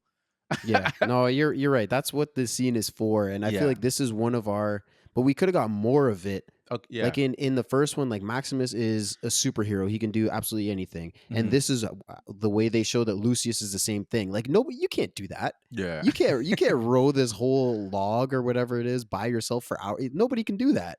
But this guy can. So this is one of those ways where he's supposed to, get people on your side. And then he's cracking jokes even beforehand. So this is how he's supposed to be charming and, get everyone to be on his side. And I liked it, but I just feel like it's a scooch down from the first. I just feel like it's good, but the first one was great. And in that sense, my only pushback again is like we're doing it in this with the whole comparison thing. But I looked at it as I literally just saw this yesterday as our recording, but I don't look at it as these are parallel characters of like. This guy is supposed to be the Maximus. I was looking at it literally like this is the son. I saw people saying like I don't think this is like a LeBron to Bronny kind of thing. I couldn't think of a good comparison. And I started, is this a Dell? It's like it's not a Dell to Steph. I was like, there's no good like great player to like. Oh, their son was great, but good, but not as good as them. It's usually always like they didn't live up to their dad, or they were way better than their dad. Or I couldn't think of it in any sport or anything. But to me, I don't look at it as Gary like, Payton. Yeah, maybe. Yeah, maybe. But he's pretty good. No, he is like his son. You mean his son? Yeah. His son. But, I think good. Gary Payton his dad is way better than him. So Yeah. But again, Yeah, to that's a my good point. point, I think that he is more of a lead by showing versus Maximus was the talker. That's how I Mm. looked at it, because I didn't look at it because people were like, "Oh, he couldn't." I saw one comment. Someone was like, "He couldn't lead he couldn't lead sheep." I was like, "Okay." No, it wasn't that bad. No, I was Definitely like, wasn't that he bad. leads sheep by fear. He would show the sheep that he bit another sheep's head off, and then they'd and then they'd follow him. These guys would mess with this guy because one, he was cracking jokes. I didn't think Maximus to me was very like robotic in that sense. Like he had these great speeches, but he didn't have a charm to him. He was like, I'm gonna have these speeches for you, like I'm John Cena, and I'm gonna have these like military speeches, hard nose. And I feel like he was like, I'm gonna bite things off their head. I'm gonna make jokes. I'm just gonna show you how strong. I think it's just a different leadership style. And I get it. People like the catchy, I want to have some quotes that I'm gonna say to my friends later and kind of things, versus the person that's more of a show versus like talk. That's Yeah. how I look at it. That's why I don't really compare them in that sense. I'm like, no, this is a guy that leads by look what I do. I don't have any cute speeches for you, but my dad did. But he does though. That's the thing. He has the speeches. Like like when before they go out for the big final fight in the Colosseum when he's defending Mm. his mom, he has a big speech that he gives everybody. I don't even And remember. I don't even remember it. well, that's when he's at the base of Like, I I think, remember of the his dad's speech, statue. but do you remember exactly what he said? No. That's what I'm saying. Like he was good, but I Mm, don't think he was great. yeah. And but he still had the speech. But you're right. I think that's a fair point to say that it's two different leadership styles. You know, he's taking more of the lead by example, and in Mm, that scene especially where he's literally like, yeah, I'll row for hours by myself, like I can do yeah. this shit, and cracking jokes too to be a little more charming. I mean, I feel like Maximus had a little bit of, there was that the dying in soup That was the thing, other like the guy. poison soup. That was the Yeah, other I guy guess, that but did he that. was like, I don't know, laughing along at least. I don't know. That makes if you laugh, that makes you got jokes. I'm trying. Yeah, I don't know. Exactly. You can't again. No. I guess I just gotta be the gladiator hater. I just gotta put that thing on. Yeah, just Apparently, wear the pants, bro. I Just guess I'll wear just it. wear the gladiator. I'm wearing my Attack on Titan shirt, but it's really a gladiator hater Attack shirt. on Russell Crowe. Yeah, exactly. And I love Russell Crowe too. I think him in A Beautiful Mind. That movie came out a year later, and that won an award too for Best Picture. And I think he Hmm. bodied that movie. But I love Russell Crowe. He was trashing L.A. Gladiator, apparently. Confidential. He was good in that too. He was a trashing Gladiator. The movie just sucked. No, the movie didn't. No, we're not going that far. I'm not gonna say the movie sucked. I'm not going that far. See, this is me trying to egg you on into into something. But dude, did you, when he was lying in the dirt and he looked up at Lucilla and he's like, Lucius is fine. I was like, oh shit, he knew? I Yeah. thought the whole time, I thought he was maybe like they had something going on and he didn't know, or because like in the first one, he's always like, oh, I had to get back to my wife and son. He doesn't give a fuck about Yeah, I Lucius. know. That's what I was thinking too. I Like he knew? No way. I didn't think he knew either. I thought maybe he's just being a good guy and being like, oh, I know your son's important to you, and like your son's like I didn't think anything of it. Like Oh, really? yeah, I didn't think he was his son. Like until the lead up for this movie, that didn't even occur to me that was his son. No, me neither. I didn't, leading up, I had no idea. That's what I mean. They told us in the trailer. That's why I Yeah. said I was complaining about that. But to me, I was just like, what does that mean about the first one? No, for sure. Like and even in his afterlife, he didn't even see Lucius. He didn't give a fuck about Lucius. I mean, I guess Well, he this is wasn't why. dead, so you wouldn't see him Oh, in the right. afterlife. Yeah, you're right. You're right. Yeah, that's a good point. He wasn't dead, but that's why I guess Lucius is so pissed at the start of this one. He's not taking that spot, right, as Maximus's son, because he's like, fuck this guy. He doesn't even care about me. Like he didn't mention me in the slightest. He doesn't do anything. Well, when did Apparently, he figure it out? was saying that he loves him. Yeah. Apparently, that's they true. said that Maximus loved him, but like we never saw that in the first. Yeah, I wonder if that was always the plan. Like, I don't know if there was a plan to be a sequel, but I don't know if like when they're making the movie, they're like, we're gonna have these subtleties in here, and like that's gonna be his kid, and like if you catch it, you catch it, kind of thing. Like, I I wonder if don't that was think so. no. Because what I was reading about the sequel was because there was actually there was different kind of scripts that came together before this was the ultimate one, and actually one of them is freaking crazy. I have this written down. So they had a sequel written originally where Maximus gets resurrected by the gods. Yeah. And he's now immortal. Oh my. And so they send him back to Earth to kill Jesus, to end Christianity, to give the power back to the pagan gods. And then because he's living forever, we even get a montage of him fighting in the Crusades, World War II, and the Vietnam War. And then at the end of the movie is a reveal that he's some guy working in the Pentagon. Today. Oh my goodness! I don't. That's like someone tried to write a script on freaking ChatGPT. No, bro, you can read the script online. Really? This is legit. Written by who? I didn't have the guy's name written down, but it's legit, bro. Oh my god, that's insane, bro. That's insane. and then when Ridley Scott was like, there was a whole bunch of like back and forth and like a whole bunch of shit why this didn't end up happening. But then when Ridley Scott, like when they started to come up with this one, basically he was like, Lucius's backstory was left ambiguous. We could use that, and that's when they started working around the like Lucius as being as being the main character for this one. Yeah. Okay. Wow. Yeah, that's wild. Like bringing a character back from the dead is never a good idea. Nah, it never works, bro. It's always stupid. Yeah, like I can't even think of an example, but like it just doesn't sound good. Even if you didn't even say all that other stuff, like them, like the montage of the future stuff, just the idea of them bringing him back from the dead is just like, yeah, it just doesn't sound good. Don't do it. And also now you gotta get freaking Russell Crowe to juice up because he's old now. So now you gotta get him. Okay, this was written back in like 2004 or something. Oh, okay, so it would have been much closer to when the first one I was gonna came say, I'm like, this poor guy. You're gonna make him go through the ringer, try to look like The Rock just for some. Dude, we just saw silly him in, plot. Not just, but we saw him in Thor: Love and Thunder. He's fat as hell. Oh yeah, I know. There's no way he could get back to Maximus. Definitely not. Yeah, I was trying to be nice, but not mention that. But he's not. Not only is he old, he's not in the best of shape right now. He's those aren't the roles he's going for right now. That ship has sailed. Yeah. But damn, man, that's crazy. I'm glad that didn't come to light. Someone needs to make an animated version of it though. Yeah, someone get on that. Yeah, just put that into like an AI generated thing and watch them make this movie. And I'm curious to see how that goes because I don't actually want to read that. Cool. I'd rather watch that and read that because it sounds ridiculous. I'd rather waste like an hour and a half than spend a couple days reading it because I wouldn't read that in one either sitting. Of those things. That just don't make it. Just let it be a fact and a story that we said in a stupid podcast and let it die. That's fair. So then we get Denzel's character.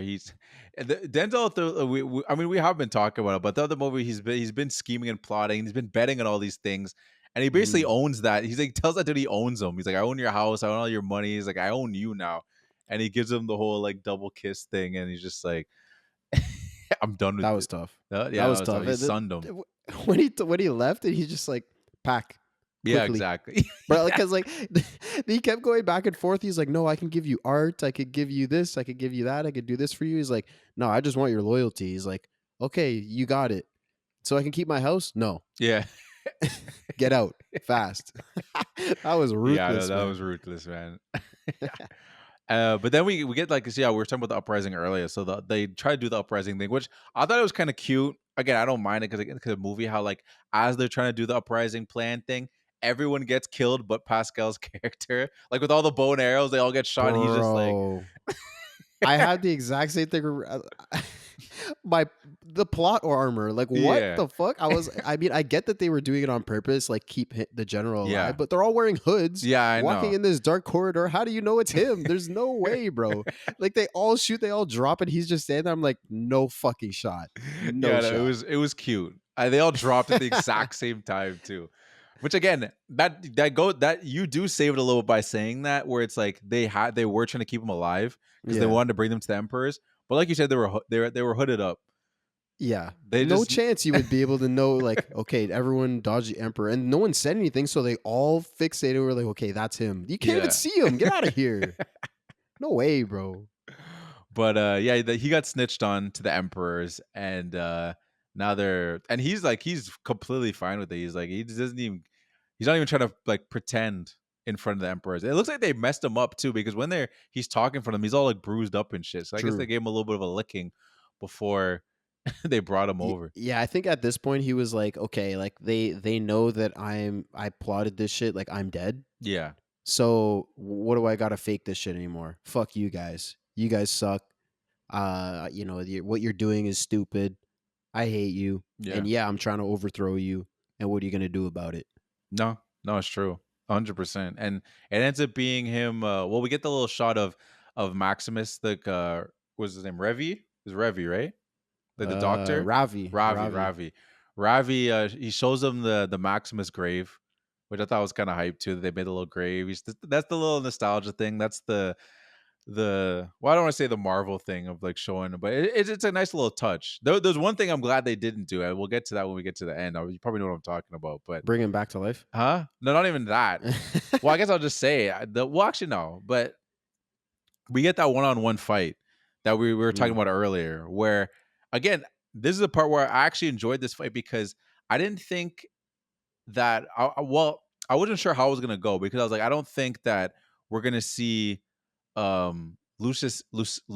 Wait, why do I keep forgetting Lucilla's son's name again? Lucius. It's Lucius. Yeah. Lucilla. Jesus Christ. Yeah, it's fucking me up. Just call him Paul Mescal or something, or Maximus's son. Yeah, Maximus's son. Yeah, there you go. Maximus's son and freaking Pascal when they were fighting. When they were fighting, I thought it was an interesting fight. Again, I didn't think that Maximus's son was gonna die, but I think it was one of those things where the fight was happening. I was like, I don't actually know exactly where this is going. Like, I could see Pascal's character dying, but maybe I don't know if it's gonna be by his hand. So this fight was actually like compelling to me, and then you got the bow and arrow death, which I was like, oh shit.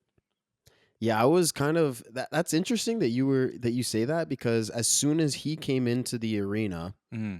And he gives Lucilla a look, and right before this, she had said, he's my son. Please protect him. Like I know you're my husband, and this is a weird thing to ask, but like, please, I'll die for Rome. I'll give my life for Rome, but not my sons. That was actually pretty tough. Yeah. But as soon as he came in, I was like, he's gonna let him kill him. Oh, he's gonna let him kill him. And Lucius came in, and this is what he wanted, right? He came to Denzel's character and he's like, I want the general's head. Yeah. So Denzel delivered, the agent, he delivered on his promise. He's got him one-on-one in the Colosseum with the general. And the general's coming in with his wife saying, don't kill my son. Yeah. I was like, yeah, he's going to let him kill him. And then I didn't necessarily see it coming that he was going to also surrender, and neither of them would kill each other. And then all the arrows came in. But when he died from the arrows, I was like, there's 40 arrows in this guy's chest. Yeah. A bunch of them are straight on. Mm-hmm. And Lucius was kneeling right in front of them. Yeah. How the fuck is that possible? That those arrows ended up in his chest without going through Lucius's body? First of all, I don't think that's even possible, just based on the angle of the arrows. Yeah. And second of all, even if it is possible, we talked about this Colosseum is massive. Yeah. So these archers are snipers that they all missed Lucius and nailed this guy in the chest. That's crazy. Not a single one missed. There's two good points there. Because one, again, I thought when they started shooting up the arrows, I was like, okay, somebody's gonna hit Maximus's son too, because like, what are the odds? And then second, it's like I didn't even think about the fact that they got him in the front too, and they were facing each other. They got a bunch of Oliver Queens, the green arrow, every single one of them. And they could curve arrows and shit. I'm like, how are they doing this? I'm like, the arrow in his chest is pointing straight at Lucius. That couldn't have hit him there. How is this possible? That was it jumped out at me right away. I didn't even notice that. That's hilarious. That is hilarious. That's a good. But dude, point. I want to jump back real quick. The fucking water fight. Oh yeah, I skipped over that. Yeah, bro. Oh shit. Yeah. No, the water fight. Go. Because basically, my biggest question is like, how the fuck did they get water and sharks in the Colosseum? First of all, well, apparently the water thing is actually legit. Like they actually used to do the water. Yeah, like if you look it up, they used to actually fill up that thing with water and recreate boat fights. The sharks thing, probably not, But the water thing is actually, I looked that up afterwards, and I was thinking the same thing too. And then Ellie was just like, "No, that shit's real." And I looked it up, and they actually used to do that. How shit. the hell did they do that? That's the crazy thing, because you think about, I'm like, bro, I don't even know. Like, we're in 2024, and this shit sounds crazy now. The fact they were doing that shit back then, I'm like, that's crazy. Because like I think the ground is just like rocks, and there's doorways underneath. They would have had to seal all that shit up. And apparently they did, bro. Never. How the fuck did they do that? I guess don't understand. Where did they bring all this water from? How did damn. That shit was real, bro. Like I was thinking the exact same thing too. I was like, bro, there's no way that they filled the ship with water. The sharks thing is probably not true.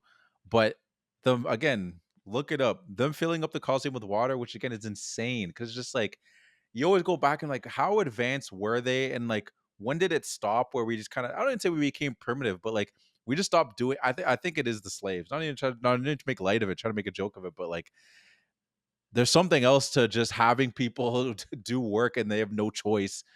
Yeah, you're right. I mean, you could definitely do it today. It would just be really expensive. Yeah. Whereas back then it's free. Yeah. Because you have slaves. So I think that's, you're right. That's the difference. It is the slavery, but like, honestly, like when I saw it in the movie, I would just assume this was impossible.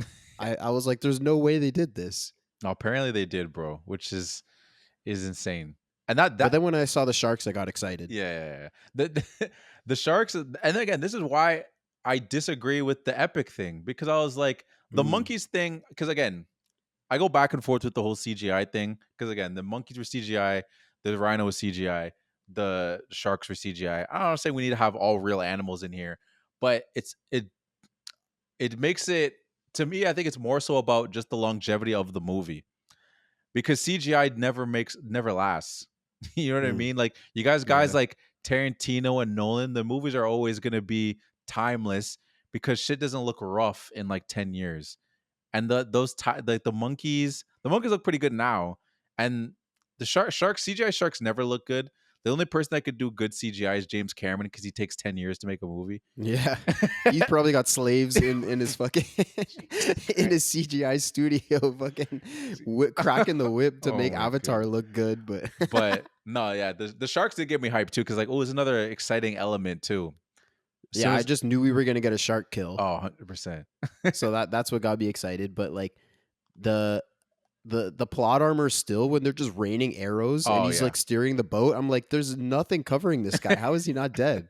That's exactly what I was thinking. When they were just like, go, like the other guys were getting killed, but none of them were. I was like, how? You guys completely just stopped attacking just so you could break off their rowers. They're getting killed, but then you guys are chilling. Not even one dude. They're just rocking away, bro. Totally chilling. And then when he turns the boat and like hits them sideways, I was like, this was cool. Yeah. And I liked it in the scene. It was dope for the action.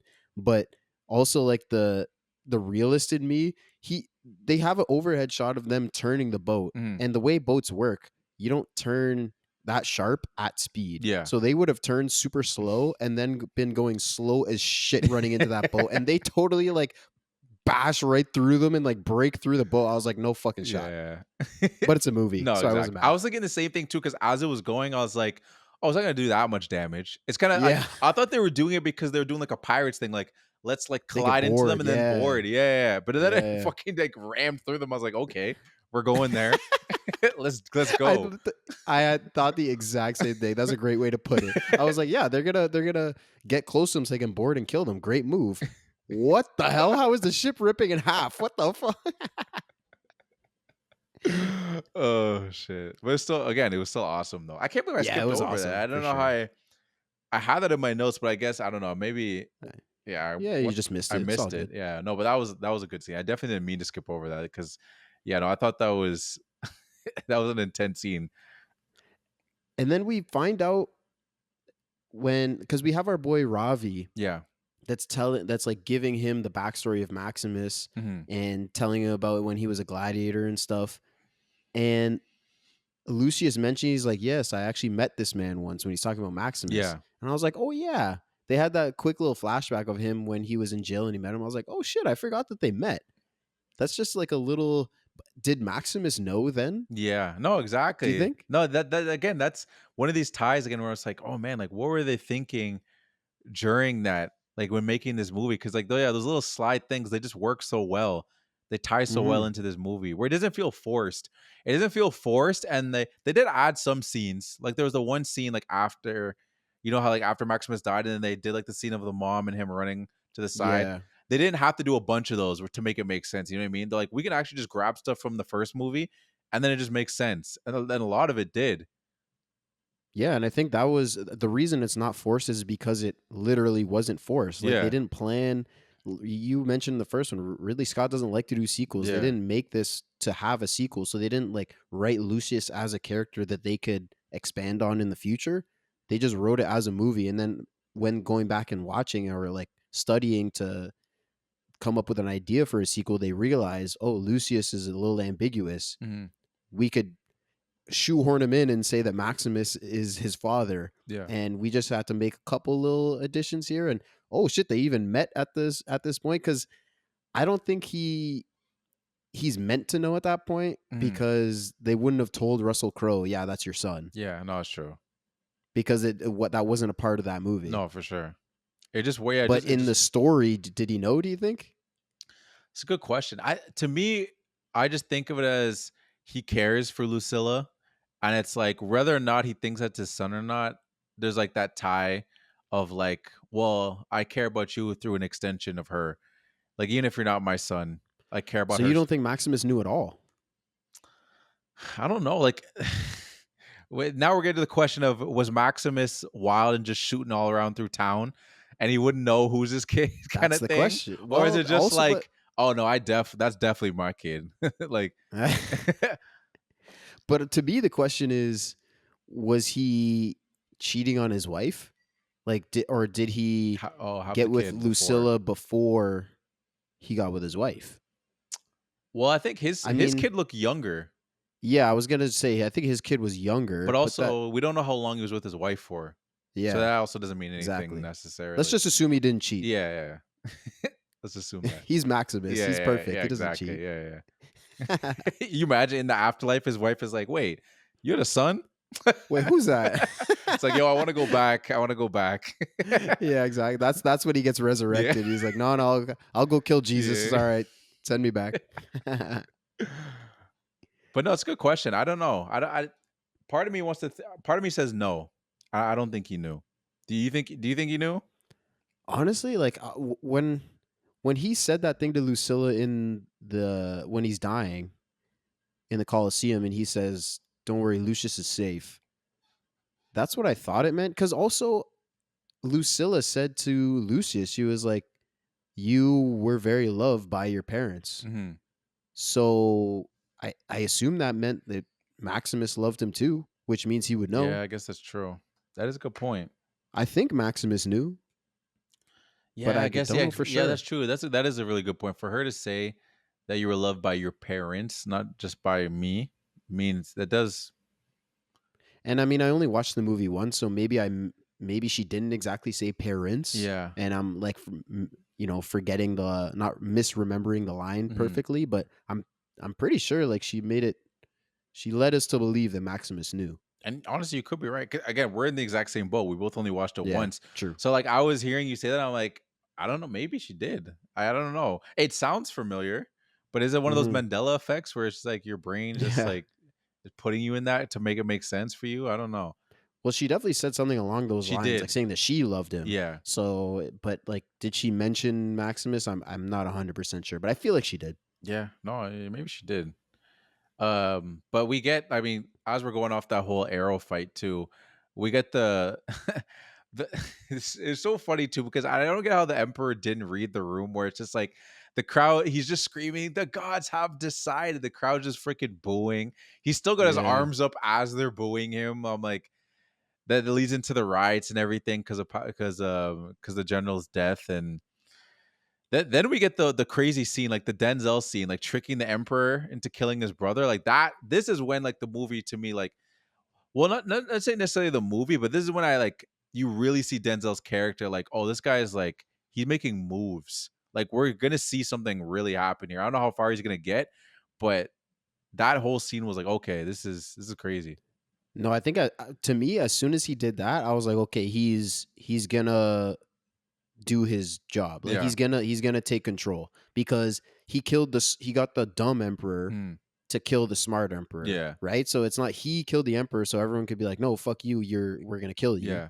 It was the emperor that killed his brother, so it's like it's a fair thing. Yeah. But he got rid of the smart one. Exactly. So now all his only path between him and the throne is this stupid idiot or this crazy psycho. I guess they said that he had AIDS. Yeah, I know. I think that they kind of just shoehorned that in there. So I Yeah. guess that's why they said because he said his what's going down below is rotting his brain or whatever. Yeah. So they kind of threw that in there, and I mean they leave it to believe that he's a crazy party guy. So I Yeah. guess he's getting in big giant orgies all the Yeah. time, which doesn't necessarily surprise me. Yeah. But yeah, when Denzel was making these moves and then the 3 chops to the neck, I was Oh like, my god! damn. Yeah, that was wild. That was like in the moment where I'm like, when I was thinking, was this movie rated R? And then I was like, that scene was pretty wild. yeah, The blood was just gushing, man. that was insane. And then he apparently he decapitated. Yeah. Oh, that's the decapitation you're talking about. Yeah, you're right. The what? Well, because he brought his head later Yeah. into the Senate, so obviously they decapitated it. We don't see it, but No, I was talking about the there was first another movie. decapitation. Oh, in the first. Oh, right. Yeah, I was talking about the first movie, but there's 2 in this one. We don't see. 2 We don't see. decapitations. We don't see. Yeah, that's just the board being like, oh, you got 2 decapitations. Now we're throwing an R on this. You guys are wild, yo. Yeah. Oh well, they got the R rating. Well, they had the R rating in the first one, and they didn't use it. They didn't use the decapitations. Lazy. Yeah, that's what they're like. We got to do 2 in this one. Yeah, we got to make up for the first one and get 2 in this. That's one. what makes it 2. That's what makes it Gladiator 2. Gladiator 2 decapitations. We're gonna say. I remembered the line that I wanted to shout out. Geta. Remember, I was saying like I thought he was Joseph Quinn. He was really really good, and it was your death will be forgotten. When he was mad at Pedro's character, like when Pedro was talking shit to him, saying like, "No, you guys are trash. You don't know what you're doing."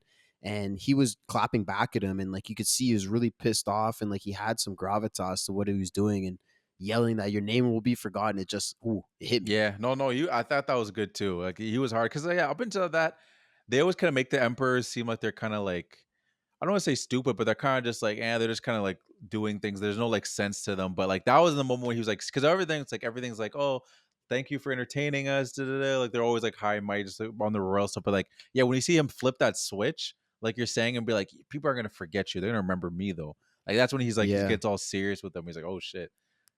But that's why I felt like his character, there was actually something to it, right? There was a reason why he's doing this. Like he's like, I'm fighting all these wars. I'm sending you to battle to conquer all this shit so that I can be remembered. There's like that makes sense. There's actually a reason to him doing this. The other emperor was just a silly idiot. Yeah, I mean, which worked with how things went.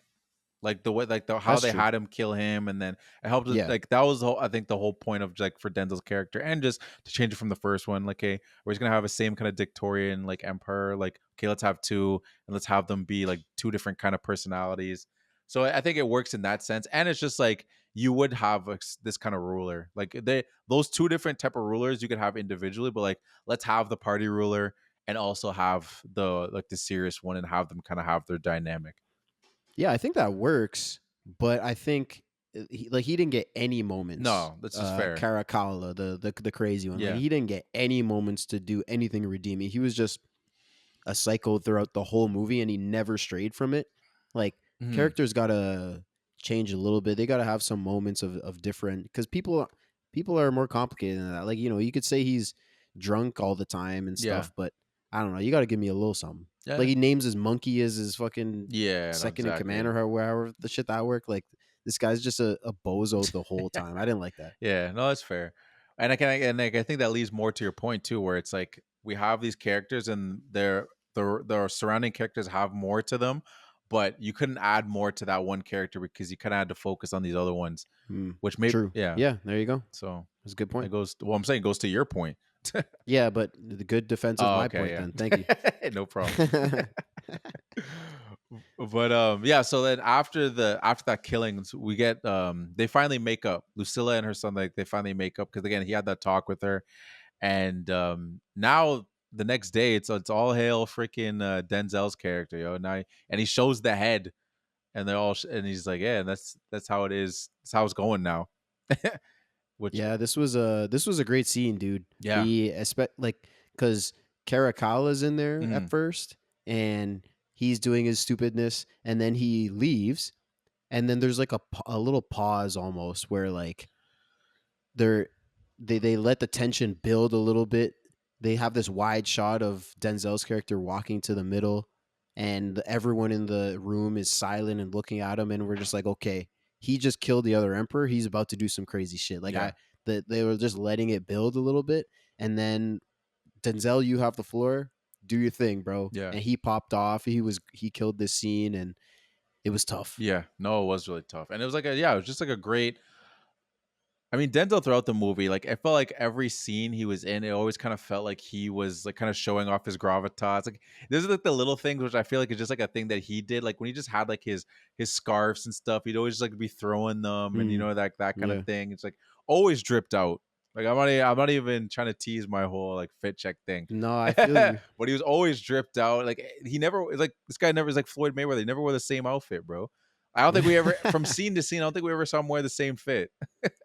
Hell no. Yeah, he's always in some different kind of garb. So like, he's absolutely bodied that scene. Yeah, and we pass over a little bit, but you had just mentioned when they make up Lucilla and Yeah, Lucius, and I just wanted to shout out Connie Nielsen. I thought she was really good yeah, in all these moments with Lucius. Like the first one when she's just like pleading to him, like, "No, I did what I did because I love you and I'm trying to save you," and he's pissed off. And then in this one where he's now learned a little bit about Maximus and kind of understands, and now they start to make up, and he's like, "Well, you can't help me. They're gonna aren't you worried about them trying to kill you?" And she's like, "Man, I've had people trying to kill me since my dad died. I don't give yeah, a fuck." yeah. That was hard. That Yeah, was hard as fuck. She was yeah. nasty. No, no. She definitely. I'm glad. I mean, and I agree with you. I'm glad they did that. Just as a whole, gave her more. Like, if you're gonna have her in this movie, give her more than what we got it from her in the last movie because we didn't really get anything. She like I shouldn't say anything, but like we didn't get much. We didn't get much of her in the last movie. You're right. And if you think about it, in the last movie, Marcus, her dad, basically, there was one scene I remember. He says, "If only you were a boy," like Yeah, because she's giving him advice and like yeah, talking about how to rule and things like that. Like she's really smart and she would know what she's doing. But in that time, like having a female emperor yeah. is I just know. you can't have it. Mhm. But like to have that little nugget in the first one to say no, she's really smart, she's really great, like she could do a whole lot, but we don't see a ton of it. So in the second one we get a lot more of it. So you're right, I think it was a really good call. Oh yeah, for sure. And yeah, then we get the like the Denzel talking with her too, kind of like telling her like I've met you before, and like well he shows her the mark. It's like I used to work for your father, like I used to be, and he's like he's talking about whole like the best revenge and like all that stuff. So we kind of get that moment where because now he's bossing up, he's basically telling her he's like you're gonna be dead and all these things. Like this is my grow up, and then it's funny because he has his own ultimate like glow up in this too. Like we see it throughout the movie, but it's like it's the way it's displayed is different because we're kind of seeing him in the middle. We're not seeing him from the beginning because each moment we're kind of seeing the like oh he's really making his way up. Yeah, and like when he he tells his boy, because his boy's like, man, that's the empress, are you crazy? That, my friend, is Oh yeah, yeah. politics. And he just like lays on the S a little bit, like a little Denzel, like but this is like that American style that like is not at all what it would be like Yeah, at the times, but adding this humor in for modern day, and it I feel like it works. Like it's a movie, I don't care, and yeah. it's just a funny little thing. But you're at his character arc. He's reaching the max of his character. It's now him and Caracalla, and he's the voice of reason in a crazy emperor's ear. He basically has all, and the Senate gives him the control of the army. Like this guy is basically the emperor already. Oh, for sure. And like his whole plan too was just is just smart in itself. He's like, well, they already hate them, and then once they're all dead, I'm just gonna show them the head and be like, hey, I got rid of those guys you don't I got like. him. Yeah, exactly. Yeah. So the plan itself is smart. And to go to your point too, that is always the interesting thing too, like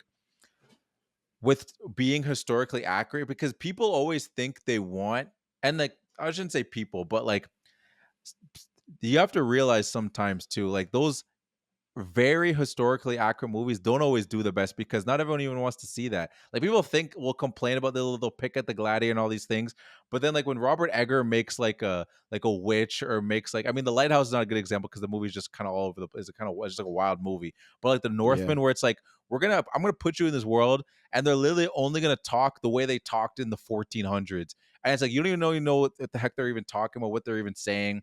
And it's like it's just so, which again, to his credit, he digs into it so well that there's so much depth and things to it. But then those movies like are just become like film movies because most people don't want to see that. They rather just see Denzel just be Denzel in Gladiator and those kind of things. You know what I mean? Or see Pascal kind of just be his gravitas kind of thing. So I always kind of find it funny when people will pick at Gladiator and these things. Oh, it's not historically accurate. I'm like, you don't want to see historically accurate. I know you're not watching those movies that are like that. You know what I mean? Like these low budget like Ep.24 movies or whatever it is. Dude, this is why we like movies, is because they're dramatic and they're more exciting than real life. Yeah. That's why we like movies is because they're more exciting. So if you're like, you're right, I would put you in this time and this is exactly what happened. That's not that entertaining. Yeah. Like it's entertaining, you know, but if you in real what am I saying here? Life? Realistically. Oh, okay. Yeah. Realistically, this movie would have taken place over months or, you know, like but all the time between gladiator fights. It's I feel like it's a long time. You know, we even mentioned he was in the first one, like there would have been weeks before he got from Germania to his family, but they just keep that out. Like stuff like that. Like you don't want it historically accurate because life isn't that exciting to be on the movie. No, exactly. You know, you have to take these liberties to make it exciting for the screen, and that's why we love movies. It's more exciting than real life. Yeah, and I'm the opposite. Well, I should say the opposite, but I actually do like those historical accurate movies too. But I'm just saying general pop. Like this movie is made for a big box office America viewership. Yeah. So they're not gonna make the movie like that, even with a director who's like European, because those are the people that would make those kind of movies. But he realizes like I'm gonna make these for Americans, like or like North Americans. I can't. We're not gonna make a historical accurate. We're just gonna have fun with it. I'm trying to make money. Yeah, exactly. Like I started off on Alien and Blade Runner. Like I'm not the guy that's right. that's gonna make realistic movies. Yeah, if you want to realistic, then go to Nat Geo. Yeah, exactly. But yeah. So then we get the scene of Maximus' son. He's telling Yo-Yo deliver the ring and tell them it's Maximus's son. So like I thought that was kind of hard too. And then he's like, "Oh, I need your keys too." Yeah. Yeah, our boy Ravi, he delivers the message, he gives them the keys so they could break out, and then we get a cool fight. And the way he kills the Denzel's right hand man, whatever that's that what I was guy just calling him was. too. He has right hand. Yeah, with the wooden sword, like yeah. bashing it into his throat. Oh my god. Yeah, and he was like, wooden or metal, it all has a point. And I was like, yeah, Ooh. but this one's a lot worse, dog. It's a lot more effort. It's a slower death. This one's more painful. You're crushing my throat as opposed to just like cutting me. Yeah, it's like you're stabbing me with a butter knife instead of a freaking instead of an actual sharp blade. Like, oh god. Yeah, that was crazy. Again, it goes to our rating. And then right next thing we get Denzel clapping the Emperor with a nail in the ear. Oh man, yeah, that was rough. Yeah, that was crazy, man. And then that whole battle, like the whole battle to save Lucilla, and I thought that slow-mo of the bow was hard. Like that's like a nice little touch by Ridley of showing Denzel shooting off the bow and arrow, and like I like the touch too. It's the exact same way that his wife got killed too. It's nice, little cute. That's true. Yeah, I didn't even think of that, but yeah, that's a good point. But I mean, another one of these characters in this movie that's Oliver Queen. Yeah, exactly. You know, sniper straight in the chest into the point from where he was sitting on the side of the Colosseum. She's in the dead center. That's like a half a football field away, man. Like sniped right dead center of the chest. Again, I didn't even. You sometimes you get so lost in the movie, and even with us knowing that we're gonna be talking about it, I didn't even. Even that one, I didn't even think about that. How far he actually was.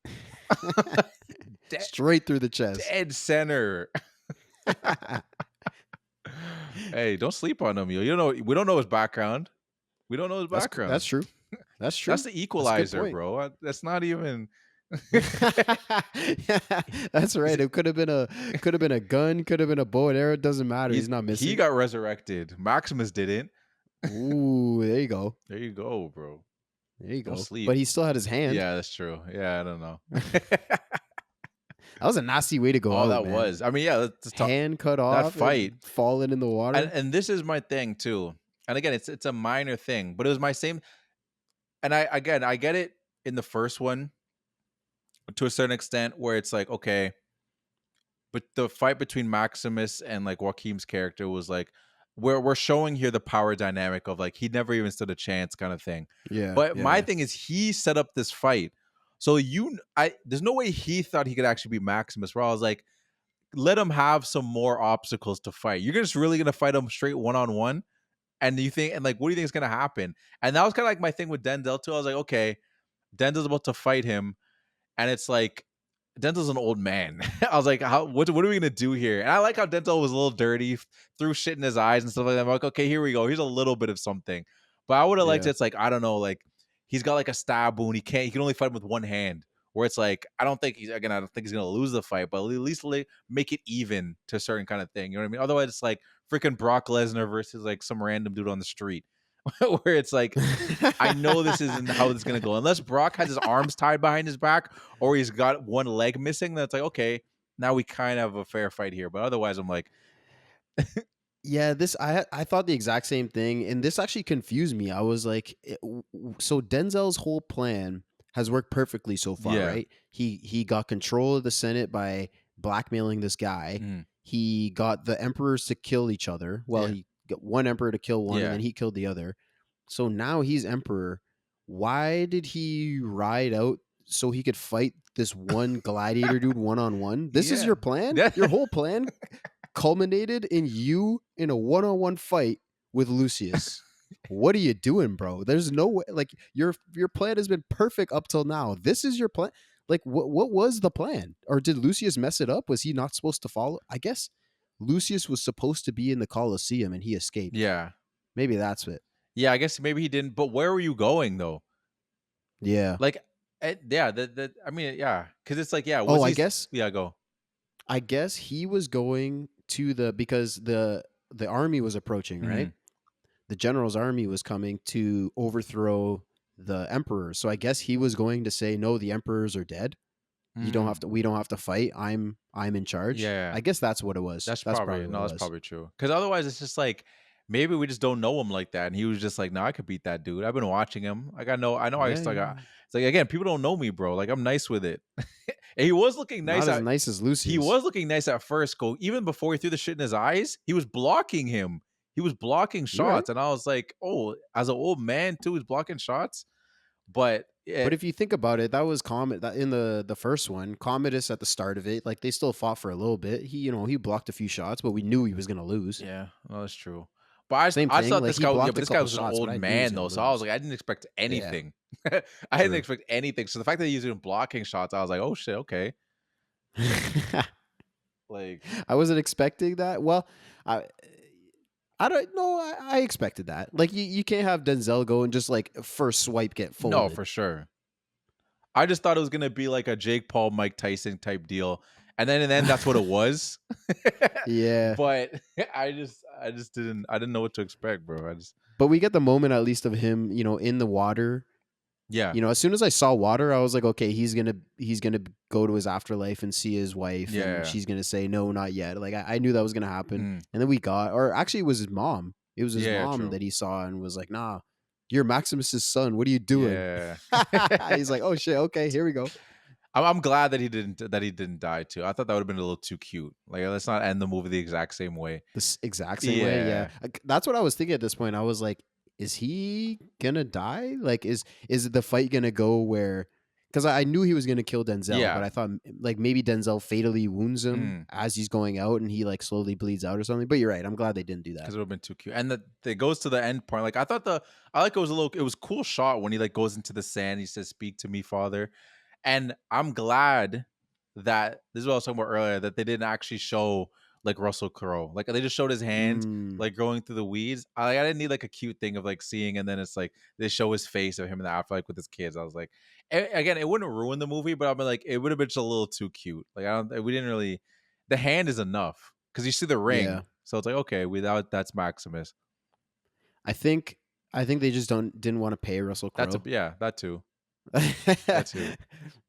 But no, you're right. This is a good point. Yeah, but how did that overall? I guess I mean we've talked about how we thought about the movie, but did you have anything else you wanted to mention? Any facts or any other last thoughts on the? I should say last thoughts, but other thoughts. Did I have any facts? The Gladiator 3. Oh, did you see anything about Gladiator no. 3? So Ridley Scott said he's developing a script for it centered around Lucius. Okay. And basically whether it happens or not depends on how well this one does. Okay, interesting. So if this one does well, we're getting Gladiator 3. Interesting. I don't know how you feel about that. I don't know. I liked this one. And I think it's funny because I think this movie almost works as if this movie was Gladiator 1 and then Gladiator 1 was like a prequel to Gladiator 1, I feel like it could have worked that way. Where like, you just constantly talk about Maximus like this god figure, and then everyone's like, I want to see this god figure. And then you show the god figure. I think I think the movies would have worked out better that way. Like the perception of both. Well, the first one already has a great perception. But as if the first Gladiator was a prequel, sequel, I don't think people would have been hating it because it'd be like, oh damn, this is badass kind of thing. But I don't know how I feel about a third one though, because then it's just like I don't know what we're going off of now. Yeah. Well, I think it's basically because now he's the emperor, right? And the empire is in shambles. So it's basically him trying to like rebuild it. I don't know where the conflict will be in that. I suppose there'd be someone that's trying to vie for that power, I suppose. But I think your idea of like having the first one as a prequel is an interesting idea, but I think like you build up this god figure, like you say, of Maximus, and then when we get to that movie, we're like, okay, no, this guy was God. He has to be perfect. Yeah. It's already built up so big in our minds, like it's almost impossible for them to fulfill that. Yeah, no, that's true. It just puts more pressure on it, I feel like. No, that's true. But I almost wonder if like if no one's ever seen Gladiator before, I wonder if you could just like you show them Gladiator 2 and then show them Gladiator 1, and I wonder what they think about it. I wonder how they'd feel. Maybe that's what we should have did. Yeah, maybe. I mean, I could do that. I could do that with my sisters, I guess. Like, I'll have them. We'll watch Gladiator 2, and then like, all right, let's watch Gladiator 1, and I wonder what that experience is like. And I wonder if it's that thing too. Like, I feel like 100. Well, I should say 100%. I feel like 70% it is, where it's like whatever the first thing you watch, you're probably gonna feel like it's better. That happens a lot with movies. Yeah, that's why I said at the start, sequels are tough, man. Yeah, like it almost, especially like a 20-year sequel. Yeah, yeah, so for sure. much that makes so much room for it to just tough. build up its mystique and its lore of like, oh, Gladiator.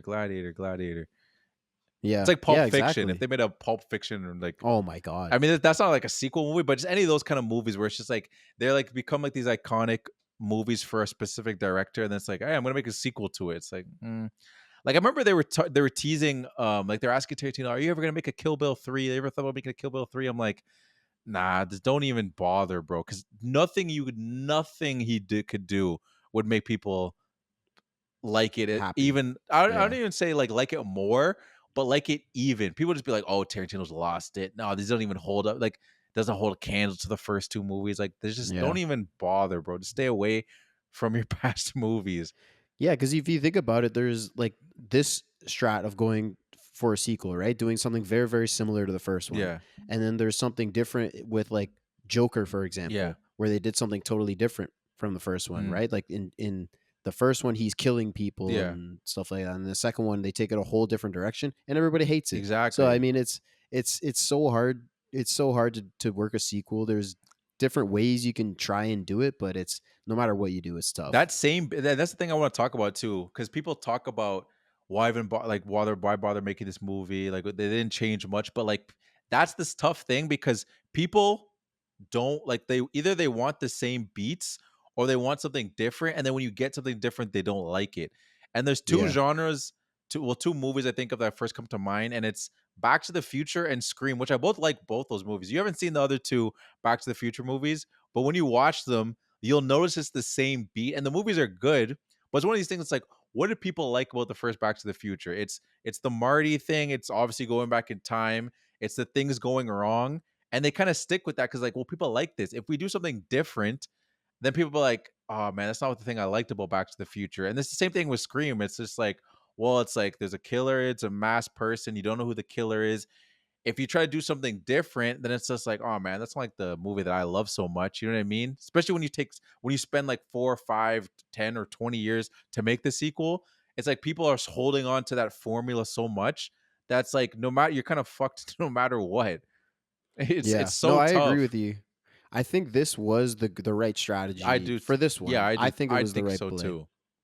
Yeah, like going with, because like you said, people like Gladiator, and you put Gladiator 2 on, what do they want to see? Another Yeah, Gladiator movie. So you take the same structure that you did with the first one, introduce some new characters, throw in a little stuff here and there to make it a little bit fresh, and say, here you go. You wanted another Gladiator because you like the first one so much. Here you go. Here's another one. exactly. And I mean, no matter what you do, people are going to complain. Yeah. But no, I think this was a better idea than going super different, Yeah. taking a different approach. Because like I said, we saw it with Joker and everybody hated it. I mean, that's not 20 years Yeah, no, for difference, sure. so it's not the same thing. But But still, when a movie gets built up and there's like a thing around it, because Joker was yeah, made $1 billion. yeah, If it's something that's really successful like that too, it just makes it hard. And like even with this, I know like people didn't, and we don't have to go too much into it, but people didn't like how this movie was like flamboyant too. But like I don't think that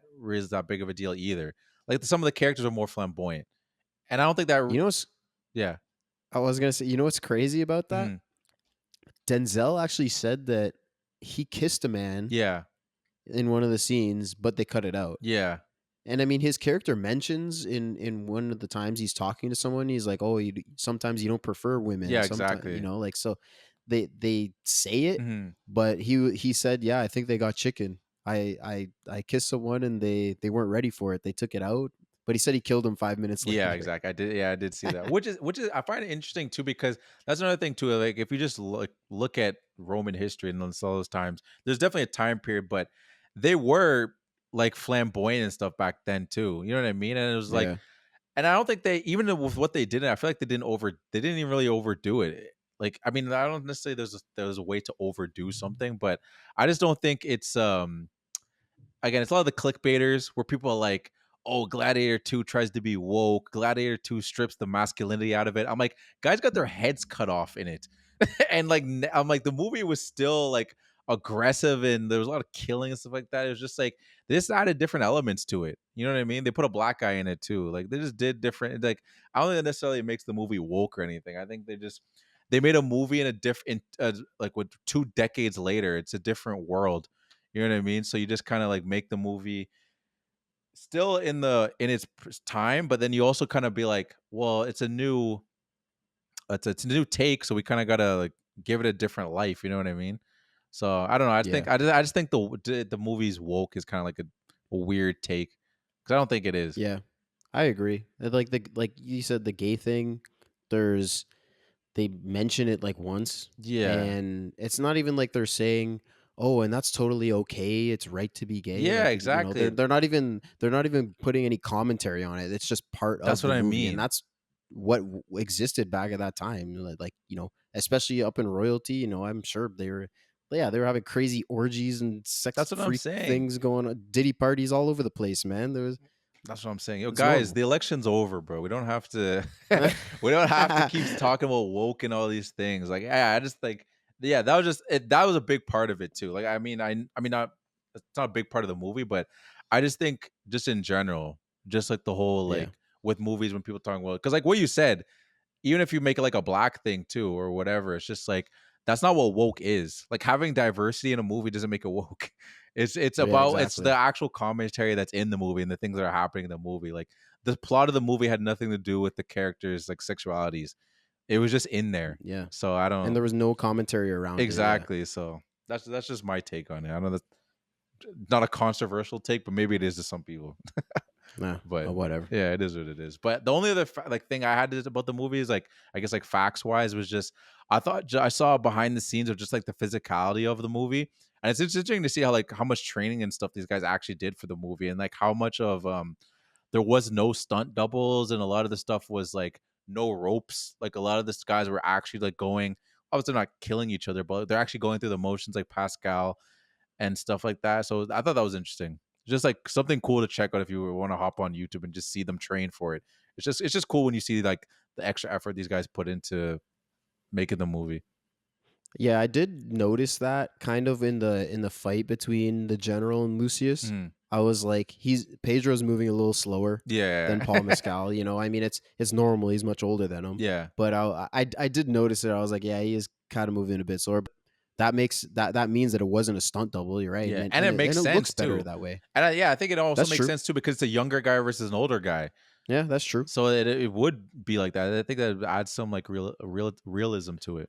Yeah, But it's more of like a smart approach to it, tactile approach to it, Yeah. as opposed to like brute strength and speed and shit. Yeah, good point. Exactly. But that's all I got. So that being said, I think it's time.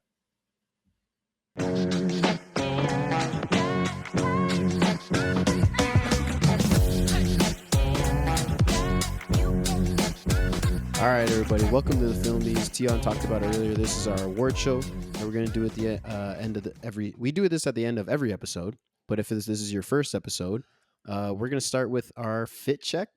So we teased it a little bit earlier too. We were talking about Denzel's fits that he was getting off. So this is the award fit check best. I'm just going to say best because I know it's a best fit of the movie. Who gets it for you? So mine came when it was after Pascal's character, the general. Or you can just keep calling him that, but yeah, he was the general. Yeah, but whatever. Yeah, he came back from the conquering, and they presented him when they were in the Colosseum, and he's wearing it was like an all white garb, I guess, and it was like dope. It had like the gold freaking, like, I don't know what they were. I don't know if they were like birds or something like that, but it was just so clean. I mean, the emperors were wearing like all gold, like they were completely gold crowns. They had like the gold chested, but he was all white, and then it just had the gold trims all over it, which I just thought it was fire. Yeah, no, I know the exact fit you're talking about, and I contemplated giving that my fit check. Damn. I saw it, I was like, ooh, that's a crazy fit. It was a crazy fit. There's a lot of good There fits is in a this lot of movie, good so fits. They were trips. I would have been kind of surprised if we got a certified, Yeah. but that's a good one. That's a good one for sure. Because it caught my eye too. What about you? Mine, I have a backup here because I kind of cheated. Okay. I gave it to Denzel's whole wardrobe. Okay. I mean, you talked about it earlier. Yeah. He's always dripped He out. is always dripped out. The whole time, he never wearing the same thing. He's got like a black and gold, a blue and gold, yeah. a white and gold. But if I have to pick one, I gave it to the red and blue fit. Okay. So this is a little earlier on when he's talking to Lucius at the slave camp, I guess. And yeah, red robe, blue scarf, and it's just fucking dope. Oh yeah, no, that's fair. Mine was, I think I was feeling the same way where I was like, I'm gonna give Denzel one of these fits thing, but I was like, no, that's just so clean. But it is tough. There was just so, I think that's kind of why I went away from Denzel. I was like, I can't even pick one. Let me just go somewhere else. They're all just too far. I think that's another reason why I just gave him a little shout out earlier too when we were talking about, because I was like, I gotta show him some love. I'm assuming Scott's going to, but I gotta show him some love so we don't look like fools. I'd be like, yo, you guys didn't mention Denzel, how dripped out he was. No, you're right. That's totally true, bro. Because like, I almost did the same thing. I was like, man, there's so many fits that you have to give. So like, they almost don't stand out because they all stand out. No. So it's tough. It's tough to pick one. That's why I was like, I'm gonna just give it to his whole wardrobe. Yeah, Fuck it. That's fair. I don't care. I'm cheating. I'm not mad. I'm cheating. I mean, you had your backup, so even then, we'll say it's that. Either way, we didn't get certified, but yeah, shout out to I'm giving Denzel. it to Denzel's whole wardrobe. I decided. That's fair. All right. Next up, we got our Ferris Bueller Award. So this is our lazy award. So something a character did, or an actor did, or someone behind the scenes did that we consider lazy. Go ahead. All right, so mine goes to Jugurutha. So Jugurutha was Who the guy. Fuck is that? I mean, that was the guy that got his neck bitten by the monkey. Oh, okay. I think that's how you pronounce his name. I'm looking at it. I'm looking at Jugurutha. Jugurutha. Yeah, I don't know. Yeah, I don't know. That was my attempt. So He got hit in the jugular. yeah, he did get hit in the jugular. Ooh. But he gets my Ferris Bueller award. It's kind of messed up, but again, I was struggling to find one. Again, it's tough when we were watching the movie live and you're kind of like trying to remember. Yeah. But it's for he folded for folding so fast in the monkey fight. Just taking the knee. Yeah, just taking the knee. Because like again, he's older. But then you look at the contrast of like when they were going into battle, my man was fine, right? He's not like an old, feeble man that wasn't ready to fight. He was in the fight with them. He broke his hand. Yeah, sure. But where's the fight left in you, dog? Like it wasn't even like they started to fight and then he got messed up and he's like, all right, I'm done. He immediately folded and got to one knee. And I'm like, all right, dog, I gotta say you're just being lazy at this point. Yeah. And to be honest, I was like, is this really how you want to go out? You want to get torn apart by a monkey? It's not like you're like, oh, I'm ready to feel myself fading and like I'm just gonna let myself go. I'm gonna drop to one knee and just get obliterated by one of these demon monkeys.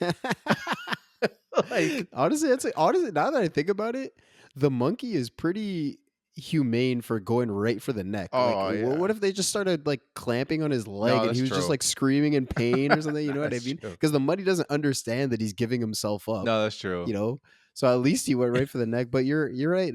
I just chalked it up. I was like, he's accepted defeat. You know, he's like I've been defeated by the Roman army. It's too big and I'm old. But you know, hopefully the fight can go on with Lucius and these guys, but I'm toast. I just didn't like the immediate fold. That's my only issue. I'm like, dog, yeah. I wish he like at least threw one punch or something and then be like, damn, all right, that's it for me.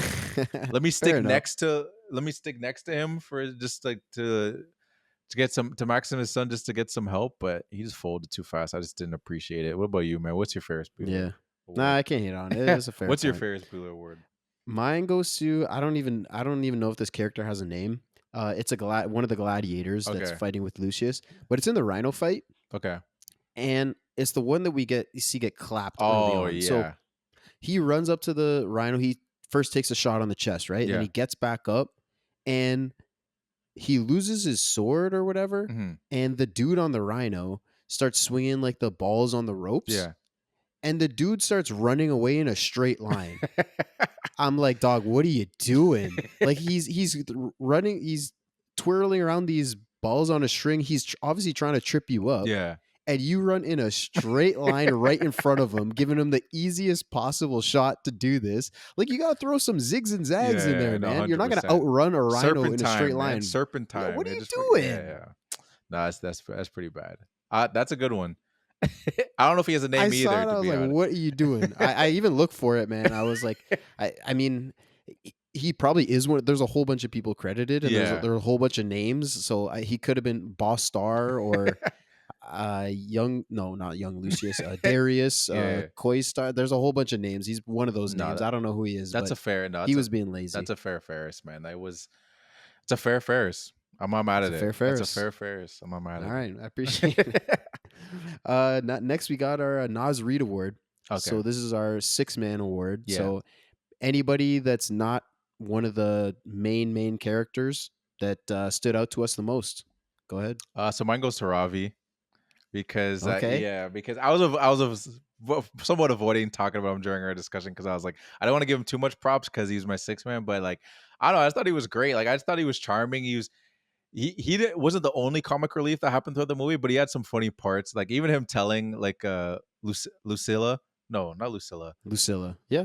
No. Or who he Well, no. Maximus' son. I'm sticking with that till the end. Lucius, yeah. Him telling Lucius that like he could take him. He's like, could you take me when you're early? I was like, I could take you right now.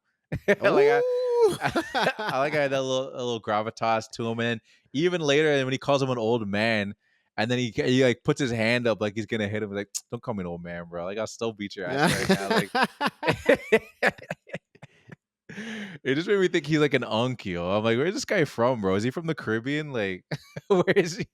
But I just thought he was good, man. Like, I liked his character just because he was kind of like the Proxima of this movie, somewhat. But I mean, well, not in that sense. I mean, more so in the sense of like this close character we see with him all the time, and he's healing him up, and he even jokes about like with the jokes with the drugs and stuff like that. I just thought he was like a nice fun character, and he didn't die too. I was scared that he was gonna end up dying somehow. But no, he gets my 6, man. I love that character. That's a great pick. Ravi's the man, and that is a motherfucking certified baby. Man, if this is your first if this is your first episode, you're not gonna understand why we're so hyped. But we've been going like I feels like 6 episodes now, 6 weeks, 7 weeks without a certified, and that's when we both have the same award because Ravi also gets my 6, man. Dude, this guy was giving me Rafiki vibes. This is what 100%. The way he talked, he was kind of like, oh yes, this is our man Maximus. Yeah. And he was a leader and a great man, but also he's like the little voice of wisdom in the ear of our prince in the movie. Yeah. Like that's literally Rafiki. 100%. And like he was giving me whole Rafiki vibes. He was great. Oh, that's so true. It's like him or like freaking Jimmy Cricket in the freaking Pinocchio, a little cricket talking to him. Yeah, 100%. That's a good one. It was perfect. And he told Lucius about Maximus. So that's, he was part of getting him to turn and being happy, showed him the tomb and the armor and his sword and all that shit. Yeah. And he was the one that also delivered the ring to the army. Got the army to pull up and gave him the keys to escape. He was just doing ill shit left, right, and center. Perfect 6 man. Yeah, perfect 6 man. And it was like he had that specific role too, where it was just like, because at first I was like, oh, maybe Denzel's gonna be my 6 man just because he's balding. I was like, nah, Denzel's part is way too big in this. Yeah, like he just got the part just got bigger and bigger. And I was like, no, he's a main character. But which is funny too, because when you watch the beginning of the movie, it's smart how they did it too. Because maybe if you didn't know, maybe you heard rumors about how big his role was. But like when you watch opening credits, it says everybody who's in it, and then it says and with Denzel did it, like he's like some kind of side part. And then at the end of the movie, when they're showing the credits, he's literally the second build guy. Yeah. They're like, nah, we made it seem like he had that big of a role, but nah, he's top. Yeah, I think they did that at the start because it's his name. Like his name is just holds, like you don't just throw him in with everybody else. He gets it and with Denzel Washington. Like he just has that much. I think Connie Nielsen got that too. I think it was Connie Nielsen and then Denzel. So just because those two have some more juice. Pedro didn't get that. Pedro's pretty solid. Well, I was gonna say not Denzel, but yeah. Well, Pedro's new school. I guess that's why. That's true. He's this this decade's one of the big decade's big star. I mean, he's in everything. Last of Us, freaking. He's gonna be in Fantastic Four. He's in this.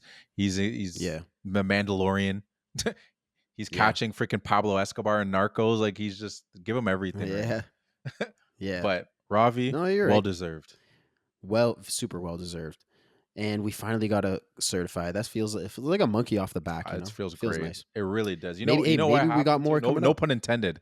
No pun intended. A monkey, but you know why this happened too. It's because Kendrick just dropped, bro. Ah, that's true. That's true. I didn't even think of that. That's a good point. Okay, next we got our quote. Best quote. All right, so my best quote goes to Denzel's character, and I don't know, it's a quote that stuck with me because again, when we were watching these movies live, you kind of just like trying to stick to whatever catches you when you're watching. I'm like, okay, that's gonna be my quote until you hear something better. So, and he said it multiple times too. Is when he said, "The best revenge is to become unlike the one who did their injury," and that was just his eternal motivation throughout the whole movie. So, and he said it multiple times, and I was like, oh, it's actually kind of a hard quote because I mean, usually when you think of revenge, people are just like, revenge is the best revenge is just getting revenge or whatever it is. It's like, but I've actually never heard that quote before. Is being unlike the one who did the injury. So I thought that was an interesting quote. I liked it. No, it is, and it shows his motivation too, right? Because he doesn't. I mean, I was a little bit confused by it. I was like, does he want the throne, or does he just want to like mess this whole thing up, right? Because he was like, I'm a slave, like fuck your dad, like fuck Marcus Aurelius, fuck Rome. So was he basically like, I'm gonna take out the emperors, take control, so I can just blow this whole thing up, or was he like, I want to be the emperor? But based on that quote, I would assume it's like, my revenge is to not be like you, so I just want to mess this whole thing up. Well, I guess. Well, I don't even. Maybe it's just more so just keeping the way it is, or because like his old dream was about like making it to the peoples. His thing was never. He doesn't want to do that, so he's just like basically. I don't know if it's necessarily burning the whole thing to the ground, but if the way it is right now, I guess it's already heading that way. So, So That's maybe true. maybe that was his plan. Well, I guess we'll never know. We'll never know. We'll have to ask Denzel. Maybe Yeah. he'll know. My quote I gave to Ravi. So not only Okay. my sixth man, but he also got my quote. Okay. Shout out. And he says it to Lucius when he's talking about Maximus, because Mhm. he says what we do in life echoes in eternity. It's written on Mm. a tomb over the bones of a gladiator. Yeah, that's hard. And there's a couple of reasons why that's my quote. One, it shouts out my quote from the first movie. I don't know if Yeah. you remember, but my Yeah. quote was Yeah. what we do in life echoes in eternity. I thought it was Mhm. super hard. So it was the same one. I was like, oh shit, dope. That means they liked it too, to bring it back into the second one. And also it was just hard. That's Yeah. fucking hard No, as it shit. is. Yeah, It's it is a written hard line. it's written on a tomb over the bones of a gladiator. Whoa, that's Yeah. tough. No, it is hard. No, that's a good quote. And I did remember that was your quote from the first one, but like that's it's giving a nod to the how dope that quote was, which is yeah, no, that's good. It's a good quote. I like that. Yeah. Thank you. Second to last, we got our best scene. What was your favorite scene? All right, so my favorite scene was my favorite scene is was the rhino scene, and I think it's a mix of two things. One, because like part of me was like, I was like, Ridley got his rhino, Yeah. so I was just like smiling. I was like, hey, he got it. Like we talked about in the last one, I was like, you want to get a rhino, and I didn't actually see it in the trailer. Like I got like a teaser trailer, so I actually didn't know there's gonna be a rhino in here. So when the rhino Oh popped, shoot. yeah, so Okay. when the rhino popped up, I got kind of hyped. I was like, okay, Ridley got his rhino. And Yeah. yeah, no, I thought it was I don't know, I just thought it was an intense scene because like I think him actually being on the rhino was like okay. But once he got off of it, like the fight they went through went between the two of them was actually like it was pretty intense. And then I kind of liked the I don't really want to call it a twist because I didn't think he was gonna die in that moment, but just how I thought of how hard it was, how he was just like, I don't want the mercy from anything to do with Rome. And then him to just cut off the dude's head and just be screaming and the crowd's going crazy. I'm like, oh, like that was hard. That was hard. I was kind of surprised that he didn't have any hesitation To cut the to kill dude's that dude. Yeah, because like the emperors, right? They give him the thumbs down, Yeah. and he's like, "All right, bet." Cuts his head off instantly. Like Yeah. you hate the emperors, you hate Rome. I suppose you hate this guy too because he's benefiting off of it. Like he's Yeah. killing people nonstop, and your people Mhm. that he's killing. But I don't know. He just didn't give a fuck. He was like, "Yeah, all right, bet. I'm gonna kill this guy Yeah, that's right true. away." Yeah, you're just taking that rage. He's all rage, right? Denzel kept saying that. It's That's like true. your whole thing is rage, and in that moment, his rage for he was imagining that was freaking the general.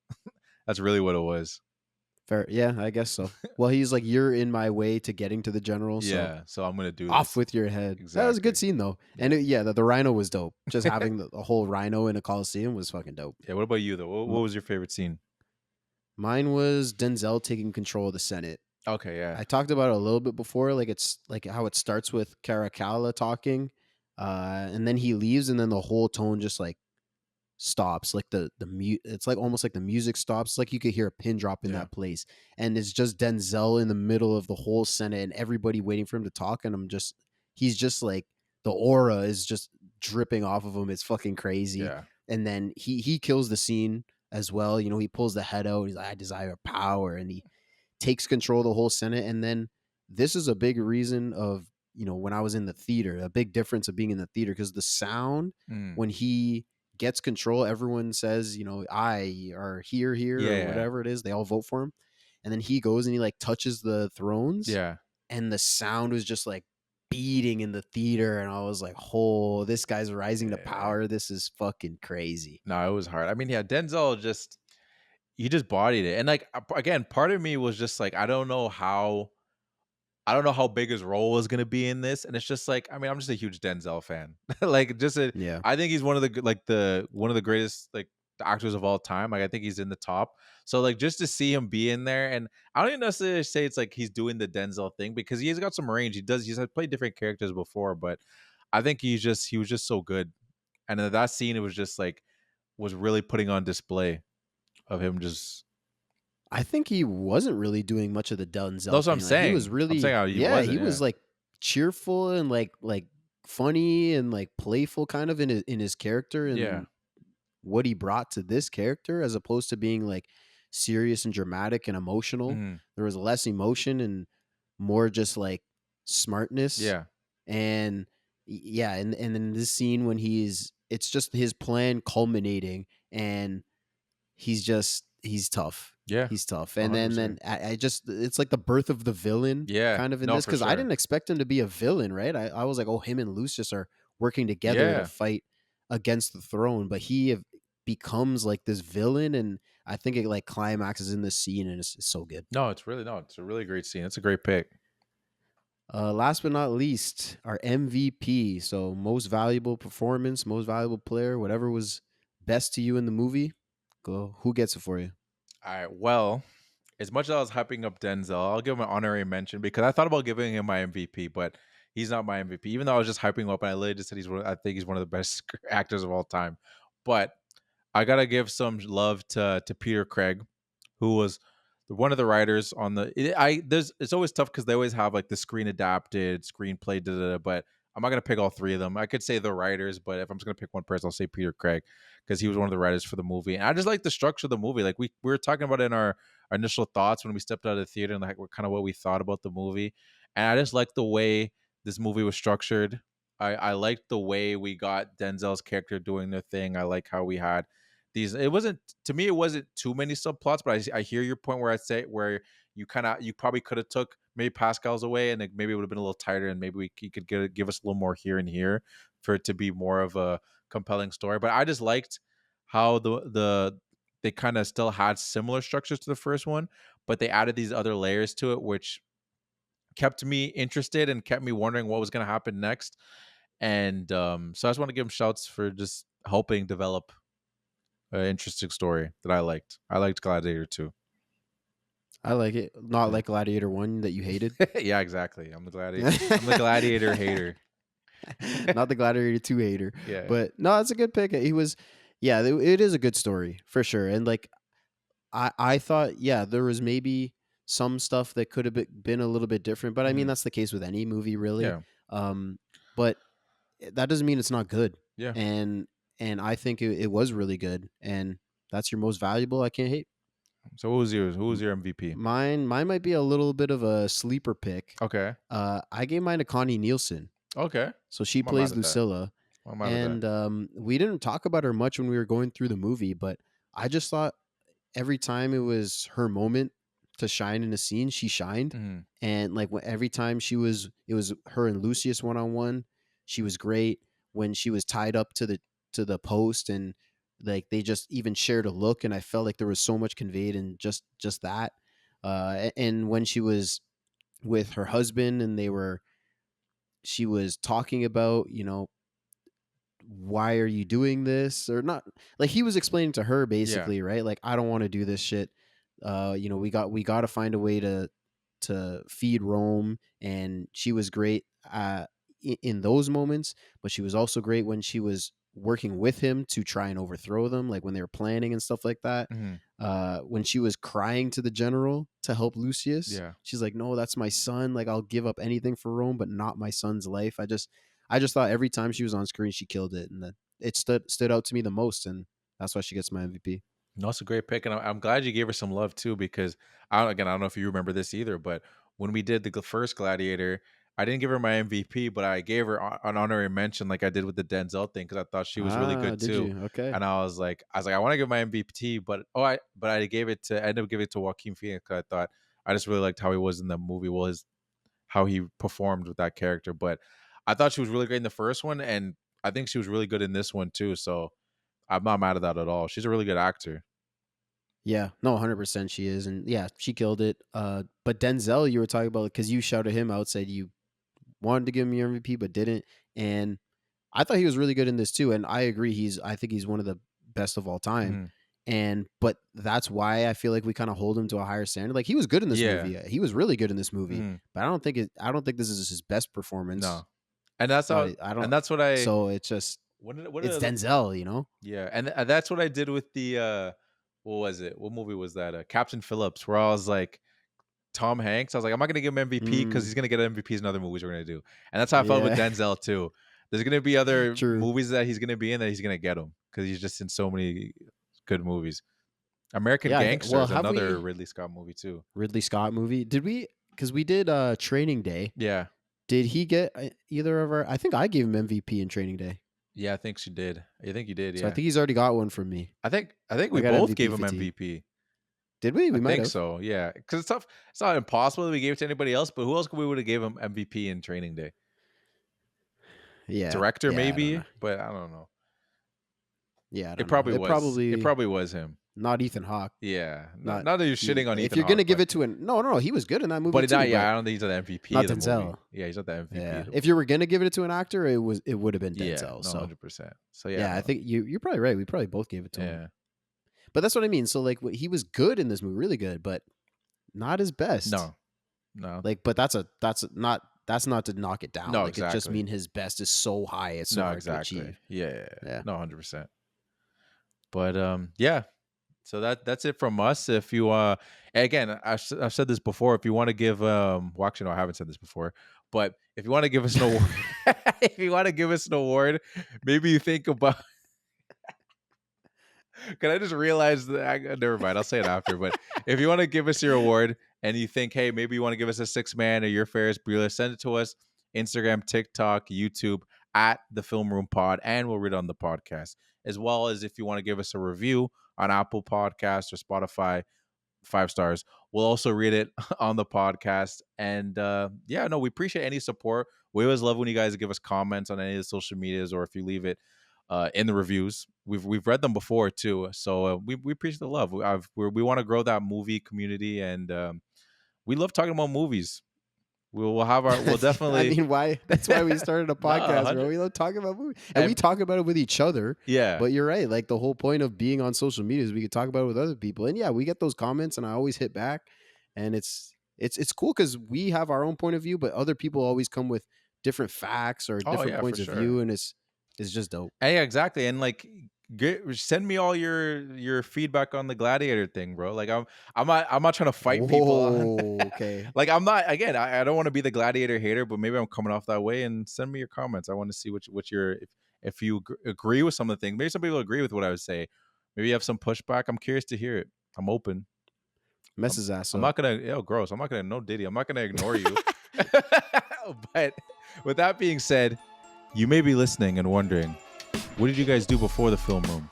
But to you, I say, what does it matter when our future is to die movie podcasters?